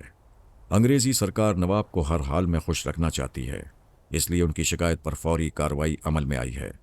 جان ولیم کے ساتھ مائیکل کے علاوہ 2 ممبران اور ہیں جن کے نام پیٹر اور اسمتھ ہیں۔ جان ولیم کے سامنے ان لوگوں کی کچھ زیادہ حیثیت نہیں۔ جان ولیم کو چھوڑ کر سب توہم پرست ہیں۔ حمزات نے تفصیل سے سب کچھ بتا دیا اور میرے کسی دوسرے حکم کا انتظار کرنے لگا۔ میں نے ہاتھ کے اشارے سے اس کو رخصت کر دیا۔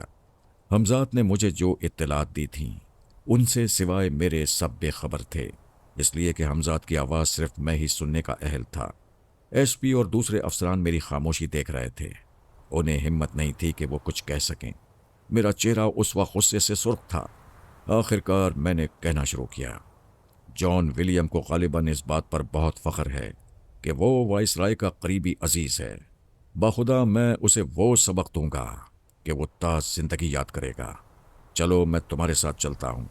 मुझे तुम लोगों की नौकरियां अजीज हैं। अगर मैं तुम्हारे हमरा ना चला या तुम मुझे ना ले जा सके तो वो खबीस तुम सबको मौत कर सकता है, जो मैं नहीं चाहता। मेरी बात सुनकर एसपी की आंखें फरते अकीदत से भीग गईं और उसने आगे बढ़कर हाथ चूमते हुए कहा, सरकार हम मजबूर हैं, बेबस हैं। आप हुक्म फरमाएं तो मैं अभी ये जलील नौकरी छोड़ दूंगा जिसकी वजह से मैं अपने मुर्शिद को गिरफ्तार करने आया हूं। सरकार मुझे हुक्म दीजिए। नहीं, हरगिज़ नहीं, मैंने कहा और माइकल की तरफ देखा जो अब किसी कदर सहमा हुआ दिखाई दे रहा था। उसके इल्म में था कि जॉन विलियम वॉसराय का करीबी अजीज है और ये बात बहुत कम लोग जानते थे। वो मेरी पुरस्कार कुव्वतों से मरूब नजर आ रहा था। अब मैंने उसे मुखातिब किया, माइकल मैं जानता हूं कि तुम बेकसूर हो। तुम ही क्या, उसके सामने पीटर और स्मिथ भी बेबस हैं, हालांकि वो दोनों जॉन विलियम की तरह खबीस नहीं। मेरी ये बातें सुनकर माइकल की आंखें हैरत से फैल गईं। वो मेरी जबान से पीटर और स्मिथ का नाम सुनकर हैरत ज़दा था। मैंने लोहा गर्म देखकर एक और सरप लगाई, मुझसे कोई छुपा हुआ नहीं। मैं तुम सबके अंदर झांकने की सलाहियत रखता हूं। तुम्हारा माजी और हाल मुस्तकबिल मेरे सामने एक खुली किताब की तरह है। इसके बाद मैं उन सब लोगों के हमरा अपनी हवेली से निकला। वो सब दस्त बस्ता मुअत्तब मेरे पीछे पीछे चल रहे थे। उनमें माइकल भी था, कोतवाली भी करीबी था। हम सब बहुत जल्द कोतवाली तक पहुंच गए। रास्ते में लोगों ने इस जुलूस को हैरत से देखा। देखने वाले ये न समझ पाए कि माजरा क्या है, इसलिए कि मैं उन सब के आगे आगे इस तरह चल रहा था जैसे वो मेरे मातहत हों, और उन सब का अंदाज भी ऐसा ही था जैसे वो किसी काबिल एहतराम शख्सियत के साथ मुअत्तब चल रहे हों। ये मेरी पहली गिरफ्तारी थी। कितनी अजीब थी ये गिरफ्तारी भी। न हाथों में हथकड़ियाँ, न सिपाहियों की बेअदबियाँ। मैं कोतवाली में दाखिल हुआ तो सामने बने हुए कमरे के बरामदे में एक लहीम शहीम शख्स को बेचैनी से टहलते हुए देखा। वो अंग्रेजी था और उसके हमरा दो अंग्रेज और भी थे जिनसे वो कुछ बातें कर रहा था। मैंने अंदाज़ा लगाया कि ये लंबा तड़ंगा शख्स यकीनन जॉन विलियम है और उसके साथ वाले पीटर और स्मिथ हैं। पीटर और स्मिथ में से एक बहुत पस्ता कद और गठीले जिस्म का मालिक था। वो कद में जॉन विलियम का आधा था। जब वो जॉन विलियम के साथ साथ चलता था तो उसकी कमर तक पहुंच पाता था। अचानक जॉन विलियम की नज़र मुझ पर पड़ी। उसने देखा कि मैं बड़ी शान बेनियाजी से कोतवाली में दाखिल हो रहा हूं और मेरे पीछे पीछे बकिया लोग मुअत्तब चले आ रहे हैं, जिनमें माइकल भी है। अब मैं उससे सिर्फ चंद गज के फासले पर था। जॉन विलियम एकदम चीख पड़ा, माइकल, क्या मैंने इन अहमकों के साथ इसलिए तुम्हें भेजा था कि तुम भी इन्हीं के साथ बेवकूफ़ बन जाओ? तुमने इस खतरनाक मुजरिम को हथकड़ियाँ क्यों नहीं लगाई? मैं तुमसे जवाब तलब करूंगा। बिल्कुल बिल्कुल सर, पस्ताकत ने हाँ में हाँ मिलाई। तुम चुप रहो। विलियम पीटर पर उलट पड़ा। मैंने सोचा, तो ये है पीटर, दूसरा यकीनन स्मिथ है। माइकल अब सामने आकर थर थर कांप रहा था। वो सिर्फ इतना कह सका, सर, दफा हो जाओ यहां से। विलियम थाड़ा। और तुम सुनो अहमक, विलियम ने एसपी और कोतवाली शहर को मुखातिब किया, इसे हवालात में डाल दो। इस पर कड़ी निगरानी रखो, कोई इससे मिलने ना पाए। एसपी जरा झिझका, लेकिन विलियम की दूसरी फिटकार पर वो बौखला गया और मेरी तरफ देखे बगैर उसने मेरा हाथ पकड़ा और सामने बनी हुई हवालात की तरफ चल दिया। मैं खामोशी से उसके साथ चल रहा था। हवालात के बाहर खड़े हुए सिपाही ने उसे सैल्यूट किया और फौरन हवालात की सलाखों वाला दरवाज़ा खोल दिया। जब एसपी मुझे हवालात में बंद कर रहा था, मैंने देखा कि उसकी आंखों से आंसू बह बह कर उसके रुखसारों को नम कर रहे थे। वो रुंधे हुए गले से कह रहा था, मुर्शिद, मुझ गुनाहगार को मुआफ कर देना। मैंने उसके सर पर हाथ फेरा और कहा, तुम बेफिक्र रहो, हालात बहुत जल्द बेहतर हो जाएंगे और तुम देखोगे कि इस मगरूर का सर हमारे कदमों में झुका होगा। उसने जल्दी से अपने आंसू साफ किए और बगैर कुछ कहे वापस चला गया। मैंने हवालात का जायजा लिया। ये एक बहुत छोटी सी कोठरी थी जिसमें सिर्फ एक आदमी लेट सकता था। यहाँ बड़ा ताफुन था जो मुझे सख्त नागवार गुजरा, मगर हवालात का दरवाज़ा बंद हो चुका था और मैं दरवाजे की सलाखों से लगा सामने देख रहा था, जहाँ अभी तक जॉन विलियम वगैरह मौजूद थे और स्मिथ और पीटर से महवे गुफ्तगू था। कोतवाली शहर एसपी के बराबर खड़ा था। कुछ देर बाद मैंने देखा जॉन विलियम ने एसपी से कुछ कहा और अपने साथियों के हमरा कोतवाली से निकल गया। صرف مائیکل وہاں رہ گیا تھا۔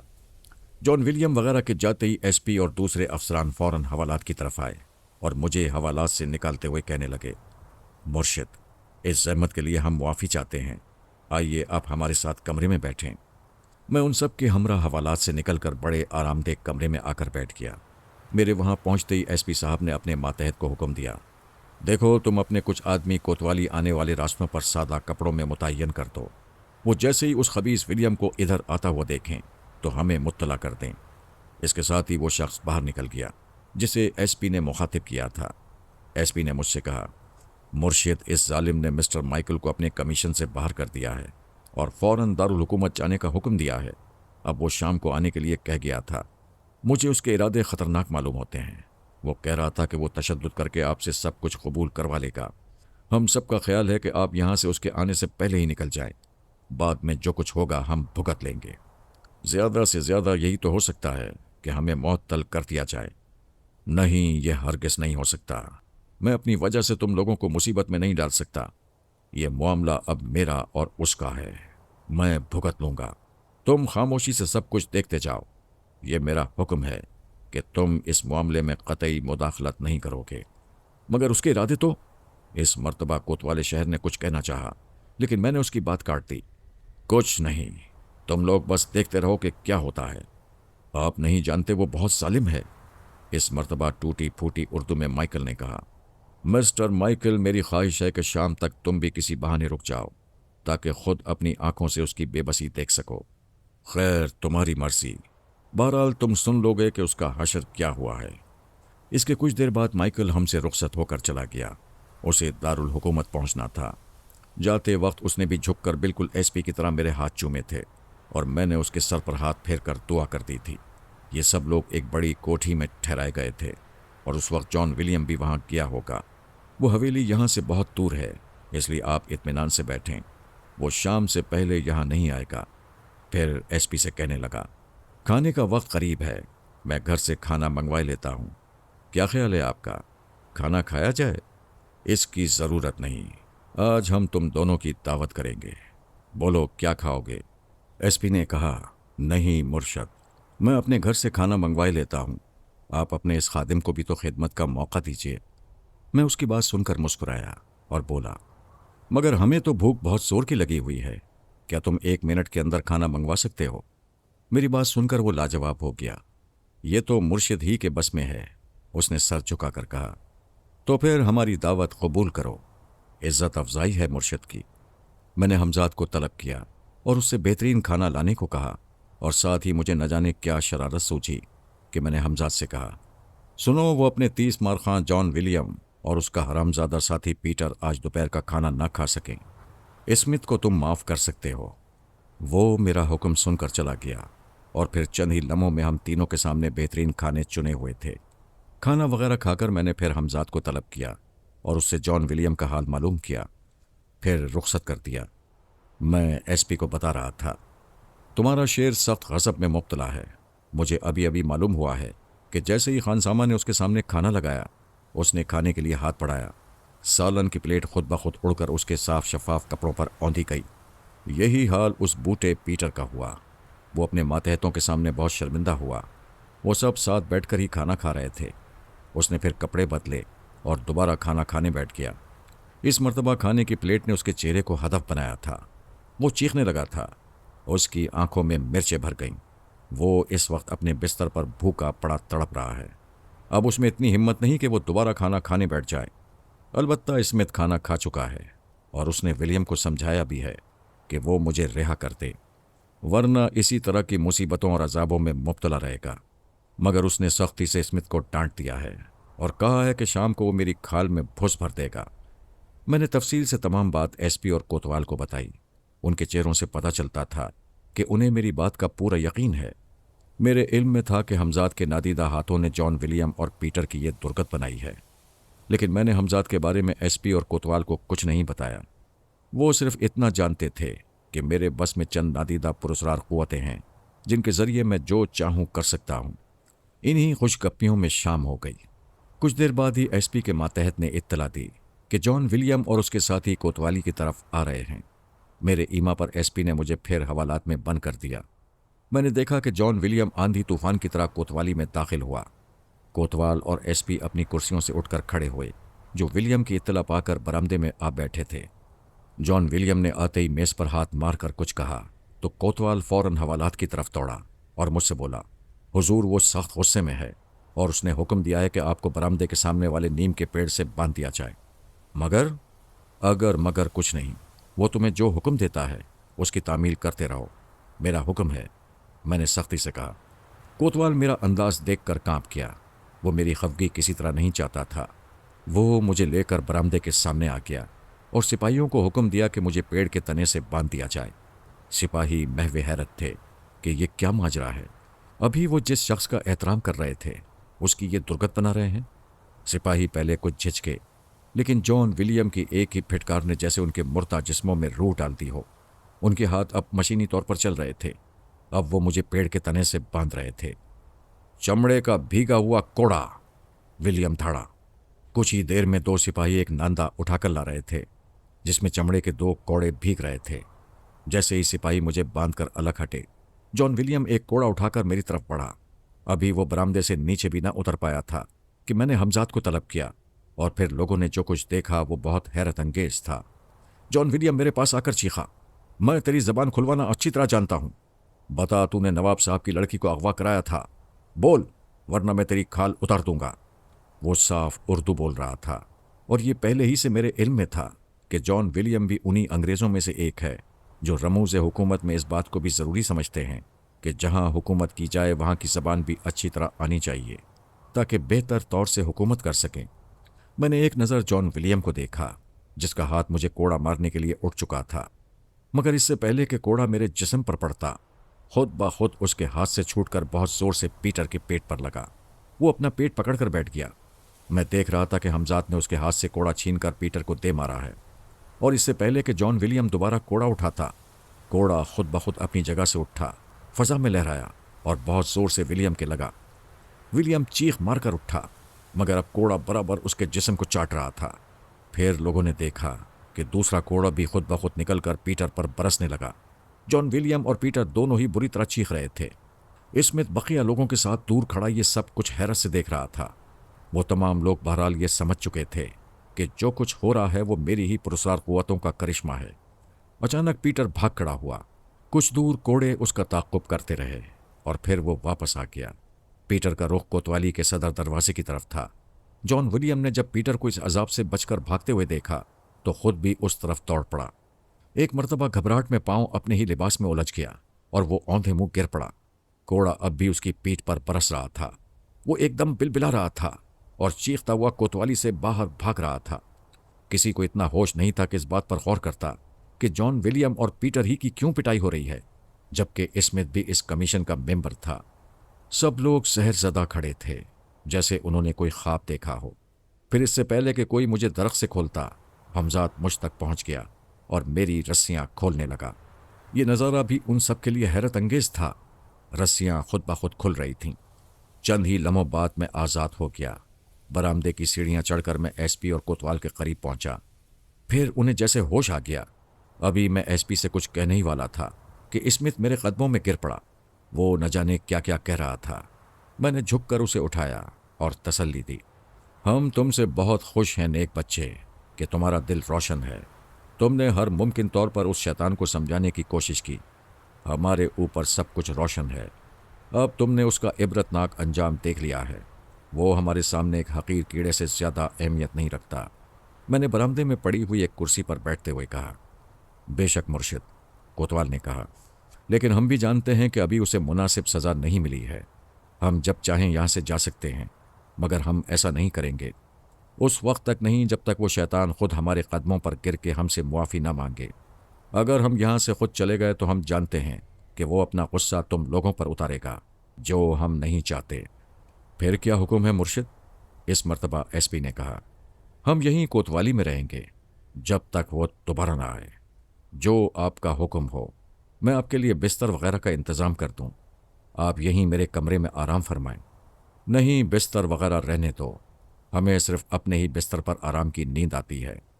वो हम ज़रूर मंगवा लेंगे। ویسے آج رات تم جان ولیم اور پیٹر کا حشر دیکھنا چاہو تو چھپ کر اس حویلی میں داخل ہو جاؤ جہاں وہ لوگ ٹھہرے ہوئے ہیں، میں نے معنی خیز مسکراہٹ کے ساتھ ایس پی کی طرف دیکھتے ہوئے کہا۔ دوسری صبح ایس پی کوتوال کو گزرے ہوئے واقعات سنا رہا تھا اور میں خاموشی سے سب کچھ سن رہا تھا، اس لیے کہ میرے علم میں تو تھا کہ رات پھر حمزات نے ولیم اور پیٹر کو تنگ کیا ہے اور انہیں سونے نہیں دیا۔ ایس پی کہہ رہا تھا، جان ولیم کا لیمپ مدھم مدھم چل رہا تھا، شاید اس نے سونے سے پہلے لیمپ کی لو نیچی کر دی ہو۔ پہلو کی کھڑکی کسی قدر کھلی ہوئی تھی جس سے لگا ہوا میں خاموشی کے ساتھ اندر دیکھ رہا تھا۔ ولیم کو اپنے بستر پر سوتے ہوئے میرے ساتھ اس وقت اسمتھ بھی خاموشی سے کھڑا تھا۔ اچانک میں نے کسی کے زور زور سے ہنسنے کی آواز سنی۔ آواز ولیم کے کمرے سے آ رہی تھی۔ میں نے دیکھا ولیم اسی طرح بے خبر سو رہا تھا۔ پھر یہ آواز کہاں سے آ رہی ہے؟ میں ابھی سوچ ہی رہا تھا کہ کسی کی چیخ اور سسکاریوں کی سی آواز سنائی تھی۔ میں نے گھبرا کر پھر کمرے میں دیکھا۔ چیخ کی آواز سے ولیم بھی جاگ گیا۔ وہ کمرے کی چھت کی طرف دیکھ رہا تھا اور اس کی آنکھیں پھٹی کی پھٹی رہ گئیں۔ اب جو میری نظر اوپر اٹھی تو مجھے بھی ایک دم سے چکر سا آ گیا۔ وہ منظر اتنا ہی حیرت انگیز تھا۔ چھت کے ساتھ فضا میں پیٹر الٹا لٹکا ہوا تھا، بلکہ لٹکا ہوا کہنا بھی غلط ہے، وہ فضا میں معلق تھا۔ وہ عین ولیم کے بستر کے اوپر معلق تھا۔ اس وقت اس کی آنکھوں سے آنسو بہہ کر ولیم کے بستر پر گر رہے تھے۔ پھر نہ جانے کیا ہوا، ایک دم زور زور سے ہنسنے لگا۔ یہ صورتحال بڑی مزے کے خیز تھی۔ پیٹر لگاتار ہنس رہا تھا جیسے اسے کوئی گدگدا رہا ہو۔ اسے ہنستا دیکھ کر شاید ولیم کی کچھ ہمت بندھی۔ وہ سختی سے بولا، پیٹر کیا ہو گیا ہے تجھے؟ اس کی آواز سے میں نے محسوس کیا کہ وہ خوفزدہ ہے۔ پیٹر اب بھی ہنس رہا تھا، ہنسے جا رہا تھا۔ اس نے ولیم کی بات کا کوئی جواب نہ دیا۔ ایسا لگتا تھا جیسے وہ کچھ کہنا چاہتا ہو مگر ہنسی روکنے پر قادر نہ ہو۔ پھر ایک دم رونے لگا، چیخنے لگا، بچاؤ بچاؤ! اس کے ساتھ ہی وہ جان ولیم کو فحش گالیاں دینے لگا جس کی وجہ سے وہ بھی اس عذاب میں مبتلا ہوا تھا۔ پھر وہ بے بسی سے فضا میں ہاتھ پاؤں مارنے لگا اور کسی نادیدہ قوت سے معافی مانگنے لگا۔ اسی کے ساتھ وہ فضا سے ایک دم ولیم پر گر پڑا۔ وہ سر کے بل گرا تھا، نیچے بستر تھا، ورنہ اس کے سر کے دو حصے ہو جاتے۔ جیسے ہی پیٹر نیچے گرا، جان ولیم اچھل پڑا اور اچانک اس نے پیٹر پر گھونسوں کی بارش کر دی۔ پیٹر پٹ رہا تھا اور اسے گالیاں بک رہا تھا، اس لیے کہ جسمانی طور پر وہ ولیم سے بہت کمزور تھا اور صرف گالیاں ہی بک سکتا تھا۔ پھر نہ جانے کیا ہوا کہ جس پلنگ پر وہ دونوں تھے وہ ایک دم الٹ گیا۔ اب وہ دونوں زمین پر پڑے ہوئے تھے اور پلنگ اوندھا پڑا ہوا تھا۔ لیکن اب ولیم کی باری تھی۔ میں اور اسمتھ بڑی مشکل سے اپنی ہنسی روک سکے جب ہم نے دیکھا کہ ولیم چھت کے ساتھ فضا میں معلق بے بسی سے ہنس رہا ہے۔ غرض کہ رات بھر یہی تماشا ہوتا رہا۔ ایس پی نے اپنی بات مکمل کرتے ہوئے کہا، میرا خیال ہے کہ وہ دونوں اس وقت سو رہے ہوں گے، اس لیے کہ رات بڑی مشکل سے گزاری ہے اور اب شاید وہ 11 بجے تک ہی لوٹیں گے۔ جان ولیم کے نام دارالحکومت سے ایک پیغام بھی آیا ہے، وہ یہاں آ جائے تو اسے دیا جائے۔ اگر وہیں بھجوا دوں تو؟ کوتوال ابھی یہ کہہ رہا تھا کہ ایک انسپکٹر نے اطلاع دی کہ جان ولیم آ رہا ہے اور ساتھ میں پیٹر اور اسمتھ بھی ہیں۔ میں نے فوراً کہا کہ تم لوگ مجھے اسی طرح حوالات میں بند کر دو۔ مجھے پھر حوالات میں بند کر دیا گیا اور ابھی کوتوال برآمدے تک ہی پہنچا تھا کہ میں نے جان ولیم وغیرہ کو دیکھ لیا۔ وہ لوگ کوتوالی کے صدر دروازے سے داخل ہو رہے تھے۔ میں نے دور سے دیکھا کہ جان ولیم کا چہرہ سستا ہوا اور آنکھیں سرخ ہیں۔ نہ تو وہ ٹھیک طرح سویا تھا اور نہ ہی اسے کل سے کھانا نصیب ہوا تھا۔ میں نے کھانا اور نیند اس سے چھین لیے تھے۔ میں نے حمزات کو طلب کر کے حکم دیا کہ جان ولیم اور پیٹر کچھ نہ کھانے پائیں اور نہ ہی سو پائیں۔ کل رات بھی ولیم سویا نہیں تھا بلکہ اس پر نیم بے ہوشی طاری ہو گئی تھی جسے ایس پی نے سمجھا تھا کہ نیند ہے۔ بھوک، بے خوابی اور جسمانی و ذہنی اذیت کے سامنے اچھے اچھے بول جاتے ہیں، مگر وہ ظالم بھی جان ولیم تھا، شیطان، ضدی اور خود سر۔ وہ برآمدے میں آ کر بیٹھا تو مجھے اس کے تیوروں سے اندازہ ہوا کہ وہ کوئی خطرناک ارادہ رکھتا ہے۔ اس نے آتے ہی سب سے پہلے وہ خط پڑھا جو دارالحکومت سے اس کے نام آیا تھا۔ پھر کچھ دیر بیٹھا ہوا نہ جانے کیا سوچتا رہا۔ خط اس کے سامنے کھلا ہوا تھا۔ یقیناً یہ کوئی اہم خط ہے جس نے اس شیطان کو فکر مند کر دیا ہے۔ میرے دل میں تجسس پیدا ہو گیا کہ کوتوالی میں اس وقت سناٹا طاری تھا، جیسے سب کو سانپ سونگھ گیا ہو۔ ایس پی اور کوتوال ایک طرف پڑی ہوئی کرسیوں پر خاموشی سے بیٹھے تھے۔ اسمتھ اور پیٹر جان ولیم کے سامنے میز کی دوسری طرف بیٹھے تھے۔ میں نے حمزات کو طلب کیا اور اسے خط کا مضمون معلوم کرنے کو کہا۔ اس نے مجھے بتایا کہ خط گورنر صاحب کا ہے جس میں انہوں نے لکھا ہے کہ نواب صاحب حکومت پر زور ڈال رہے ہیں کہ مجرم کو گرفتار کر لیا جائے، اور حکومت ہر حال میں انہیں خوش رکھنا چاہتی ہے، اس لیے فوراً مجرم کو گرفتار کر کے دارالحکومت پہنچا دیا جائے، کسی تفتیش کی ضرورت نہیں۔ میں نے دیکھا کہ اس نے کچھ لکھنے کے لیے قلم اٹھایا۔ ظاہر ہے کہ وہ احکامات صادر کرنے والا تھا کہ مجھے اب جیل میں ڈال دیا جائے۔ میں نے حمزاد کو طلب کر کے حکم دیا کہ اسے روک دو، یہ کچھ بھی نہ لکھنے پائے، اور اسے کسی طرح اس پر مجبور کر دو کہ ہمارے سامنے جھک جائے۔ حمزاد نے بتایا کہ ابھی وہ صرف مجرم شیخ کرامت ہی لکھ پایا ہے۔ دوسرے لمحے ہی حمزاد اس تک پہنچ گیا۔ قلم اس کے ہاتھ میں تھا اور وہ آگے کچھ لکھنا چاہتا تھا، مگر کسی نادیدہ ہاتھ نے اسے روک دیا تھا۔ اب وہ ایک لفظ بھی آگے نہیں لکھ سکتا تھا۔ اس نے جھنجھلا کر اپنے ہاتھوں کو جھٹکا دیا اور پھر لکھنا چاہا، لیکن قلم رک گیا۔ میں نے دیکھا کہ اس کے چہرے پر خوف کی پرچھائیاں رقص کرنے لگیں۔ اس نے مڑ کر میری طرف دیکھا اور ایک لمحے کے لیے اس کی نظریں مجھ سے مل گئیں۔ پھر نہ جانے کیا ہوا کہ اس کی گردن اسی طرح مڑی کی مڑی رہ گئی۔ وہ گھبرا کر کھڑا ہو گیا اور قلم میز پر پھینک دیا۔ اسمتھ اور پیٹر اس کی حالت دیکھ رہے تھے۔ وہ بہت وحشت زدہ سا لگ رہا تھا۔ اچانک پیٹر کہنے لگا، سر جلدی سے آرڈر دے کر چلیے، مجھے یہاں ڈر لگ رہا ہے، اسے جیل بھیج دیجیے تاکہ… لیکن وہ ابھی اپنا جملہ پورا نہیں کر پایا تھا کہ ایک دم چیخ پڑا اور بقیہ لوگ بھی خوفزدہ نظر آنے لگے۔ وہ سمجھ چکے تھے کہ کھیل شروع ہو چکا ہے۔ ہوا یہ کہ میز پر پڑی ہوئی لکڑی کا رول خود بخود اٹھ کر بہت زور سے پیٹر کے سر پر پڑا تھا، اور ابھی وہ لوگ سنبھلنے بھی نہ پائے تھے کہ ان کی آنکھوں نے ایک اور حیرت انگیز منظر دیکھا۔ قلم خود بخود قلمدان سے اٹھا اور کاغذ پر کچھ لکھنے لگا۔ جان ولیم نے حیرت سے وہ تحریر پڑھی۔ کاغذ پر لکھا تھا، تم نادان اور حقیر کیڑے ہماری پرسرار قوتوں سے ٹکرانے کی کوشش کر رہے ہو، اس میں سوائے ذلت اور رسوائی کے اور کچھ نہ پاؤ گے۔ اس سے پہلے کہ ہم تمہیں نیست و نابود کر دیں، تم اپنی شکست تسلیم کر لو، اور سنو، ہمیں قید نہیں رکھ سکتے، ہم جب چاہیں آزاد ہو سکتے ہیں، روک سکتے ہو تو روک لو۔ قلم قلمدان میں آ گیا، اور اب ایک دوسرا منظر جان ولیم کی خوفزدہ آنکھوں نے دیکھا۔ میز پر چابی کا گچھا پڑا تھا جس میں حوالات کی چابی بھی تھی۔ گچھا ایک دم اچانک میز سے ہوا میں بلند ہوا اور تیرتا ہوا حوالات کی طرف بڑھنے لگا۔ سب کی نگاہیں گچھے پر جمی ہوئی تھیں۔ گچھا حوالات کے دروازے پر آ کر فضا میں معلق ہو گیا۔ حوالات کے دروازے پر متعین سپاہی چیخ کر بے ہوش ہو گئے، اور پھر گچھے سے ایک چابی نکل کر حوالات کے بڑے تالے میں داخل ہو کر گھوم گئی۔ پھر چند ہی لمحے میں حوالات کا دروازہ خود بخود کھل گیا اور میں باہر آ گیا۔ برآمدے کی طرف بڑھنے لگا۔ باوقار انداز میں چلا جا رہا تھا۔ جہاں ولیم وغیرہ بیٹھے تھے وہ سب جیسے پتھر ہو گئے تھے۔ وہ ایک ٹک مجھے گھورے جا رہے تھے۔ میں نے اپنے پیچھے حوالات کا دروازہ بند ہونے اور پھر تالا لگنے کی آواز سنی۔ اب گچھا مجھ سے آگے آگے فضا میں تیرتا ہوا برآمدے کی طرف بڑھ رہا تھا۔ صرف میں حمزاد کی حرکات دیکھ سکتا تھا۔ حمزاد گچھا میز پر رکھ کر نہ جانے کیوں ایک زور کا تماچا پیٹر کے سرخ گال پر چڑھ گیا، جس کی آواز سے ولیم اچھل پڑا۔ پیٹر اپنا گال سہلا رہا تھا۔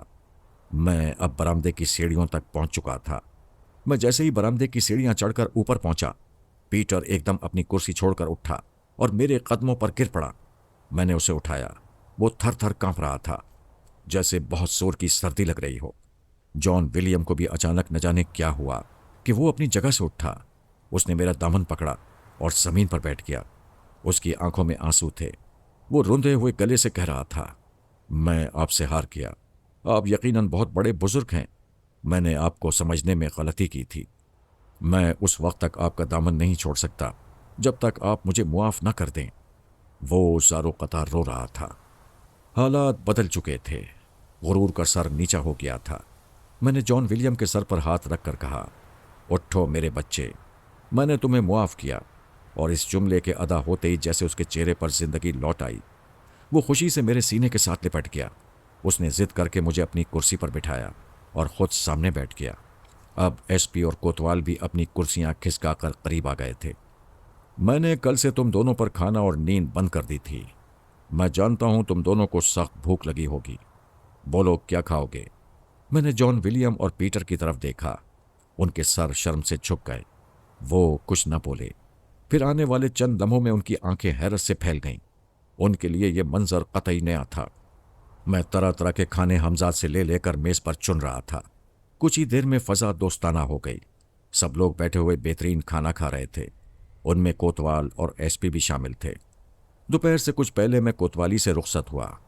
میں اس تمام ہنگامے میں تھک گیا تھا، اس لیے کہ جو نیند اپنے گھر آتی ہے وہ کہیں اور نہیں آتی۔ میں اپنی محل نما حویلی پہنچ کر دوپہر کا کھانا کھا کر سو گیا اور مغرب کے بعد تک سوتا رہا۔ پھر نہا دھو کر اپنی گاڑی پر شہر کی سیر کو نکلا۔ جب واپس ہوا تو 9 بجے کا وقت تھا۔ گزشتہ رات میری آغوش خالی رہی تھی۔ مجھے ابھی سے انگڑائیاں آ رہی تھیں۔ مجھے ابھی سے کسی جسم کا انتظار تھا، کوئی حسین جسم میری روح کی پیاس بجھا سکے۔ میرے ذہن میں اس وقت سوائے کسی حسین بدن کی خواہش کے کچھ بھی نہیں تھا۔ جیسے تیسے رات کے 12 بجے میں اپنے بستر پر کروٹیں بدل رہا تھا۔ 12 بجتے ہی میں نے حمزاد کو طلب کیا اور اپنی خواہش ظاہر کر دی۔ اس نے چند ہی لمحوں میں میری خواہش پوری کرتے ہوئے کہا، یہ لیجیے آقا۔ اور میں آئندہ چند لمحوں میں اس طرح گم تھا کہ مجھے کچھ دیر اس بات پر یقین ہی نہیں آیا کہ کوئی زور زور سے میرے کمرے کا دروازہ پیٹ رہا ہے۔ کون ہو سکتا ہے؟ میں نے سوچا۔ اس وقت صبح کے تقریباً 4 بجے ہوں گے۔ بظاہر ہے کہ اس وقت دروازہ پیٹے جانے سے میرا خون کھول گیا ہوگا۔ میں نے ایک دم دروازہ کھول دیا اور دروازہ کھلتے ہی میرا سارا غصہ ایک لمحے میں پانی ہو گیا اور صورتحال کی نزاکت نے میرے اوسان خطا کر دیے۔ نواب کے غنڈے، میرے ذہن نے کہا۔ وہ 15 تندرست و توانا غنڈے تھے جن کے ہاتھوں میں لاٹھیاں، چھریاں اور تلواریں تھیں۔ وہ دندناتے ہوئے کمرے میں گھس پڑے۔ ان کے چہروں پر ٹھاٹے بندھے ہوئے تھے۔ ابھی میں سنبھل بھی نہ پایا تھا کہ ان میں سے ایک نے اپنی لاٹھی سے مجھ پر حملہ کیا۔ میں نے جھکائی دی اور لاٹھی میرے کندھے سے پھسلتی ہوئی زمین پر پڑی، مگر اسی وقت دوسری لاٹھی میرے دوسرے کندھے پر پڑی اور میرے منہ سے ایک طویل چیخ نکل گئی۔ میں چیخا، حمزاد، حمزاد مجھے بچاؤ! مگر ظاہر ہے میرا چیخنا چلانا بے سود تھا۔ اس وقت حمزاد میری کسی طرح بھی مدد نہیں کر سکتا تھا، اس لیے کہ میں ناپاک تھا۔ میرے اور حمزاد کے درمیان یہ معاہدہ ہوا تھا کہ میں اسے ہمیشہ پاک ہونے کی صورت میں طلب کر سکتا ہوں، لیکن اس وقت اتنا ہوش کسے تھا؟ مجھے تو اپنی جان بچانے کی فکر تھی۔ اچانک ہی ایک لمحے میں میرے ذہن میں تیزی سے یہ خیال آیا کہ اگر میں اس وقت پاک ہو جاؤں، غسل کر لوں تو میں حمزاد کو طلب کر سکتا ہوں۔ یہی سوچ کر میں ایک مرتبہ بجلی کی طرح کون کر ان کی گرفت سے نکل گیا۔ مجھے نہیں معلوم اس وقت مجھ میں اتنی طاقت کہاں سے آ گئی تھی۔ میں سمجھتا ہوں کہ موت کا خوف بزدل سے بزدل اور کمزور سے کمزور آدمی کو ایک مرتبہ ضرور نڈر اور بہادر بنا دیتا ہے۔ شاید یہی سبب تھا کہ میں زخمی ہونے کے باوجود کمرے سے بھاگ کر صحن میں پہنچنے میں کامیاب ہو گیا۔ سامنے ایک گھڑونچی تھی، مگر گھڑونچی پر نظر پڑتے ہی میری تمام امیدوں پر پانی پھر گیا۔ تمام گھڑے توڑے جا چکے تھے۔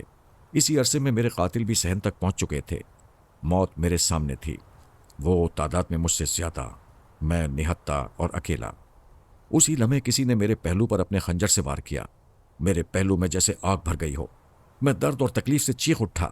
ایک مرتبہ میں پھر چلایا، بچاؤ حمزاد بچاؤ! اسی لمحے میری نظر سامنے پڑے ہوئے ایک ٹوٹے ہوئے گھڑے پر پڑی جس میں کچھ پانی ابھی باقی تھا۔ میں نے چیختے ہوئے اچانک اس ٹوٹے گھڑے کا پانی اپنے سر پر ڈال لیا، جس سے صرف میرا سر اور چہرہ ہی بمشکل بھیگ سکا، اور اسی لمحے کسی نے تلوار کی ایک ہی ضرب سے میری گردن اڑا دی۔ میرا سر کٹ کر دور جا گرا، اور پھر آخری منظر جو میں نے دیکھا وہ یہ تھا کہ کئی تلواریں میرے کٹے ہوئے تڑپتے ہوئے جسم میں اتر گئیں۔ اسی لمحے میں نے محسوس کیا کہ میرا کٹا ہوا سر فضاؤں میں بلند ہوتا جا رہا ہے، اور قاتل حیرت سے میرے منہ کو بلند ہوتے ہوئے دیکھ رہے تھے۔ میری کٹی ہوئی گردن سے اب تک خون بہہ بہہ کر فضا میں گر رہا تھا۔ میں اس وقت ناقابل بیان کرب و اذیت میں مبتلا تھا۔ میں نے اپنی آنکھیں کھول دیں۔ بدایوں کی کچی کچی عمارتیں مجھے دور سے نظر آ رہی تھیں۔ میں کہاں ہوں؟ کیا میں زندہ ہوں؟ آخر یہ سب کیا ہے؟ میں کہاں جا رہا ہوں؟ میرے ذہن میں طرح طرح کے سوالات گردش کر رہے تھے۔ پھر عمارتیں اپنے نزدیک آتی محسوس ہونے لگیں۔ جب میرا سر کافی نیچے آ گیا تو میں نے آنکھیں کھول کر دیکھا۔ بدایوں شہر سے باہر ایک ویران خانقاہ تھی۔ میرا سر ایک شکستہ دیوار پر آ کر رک گیا۔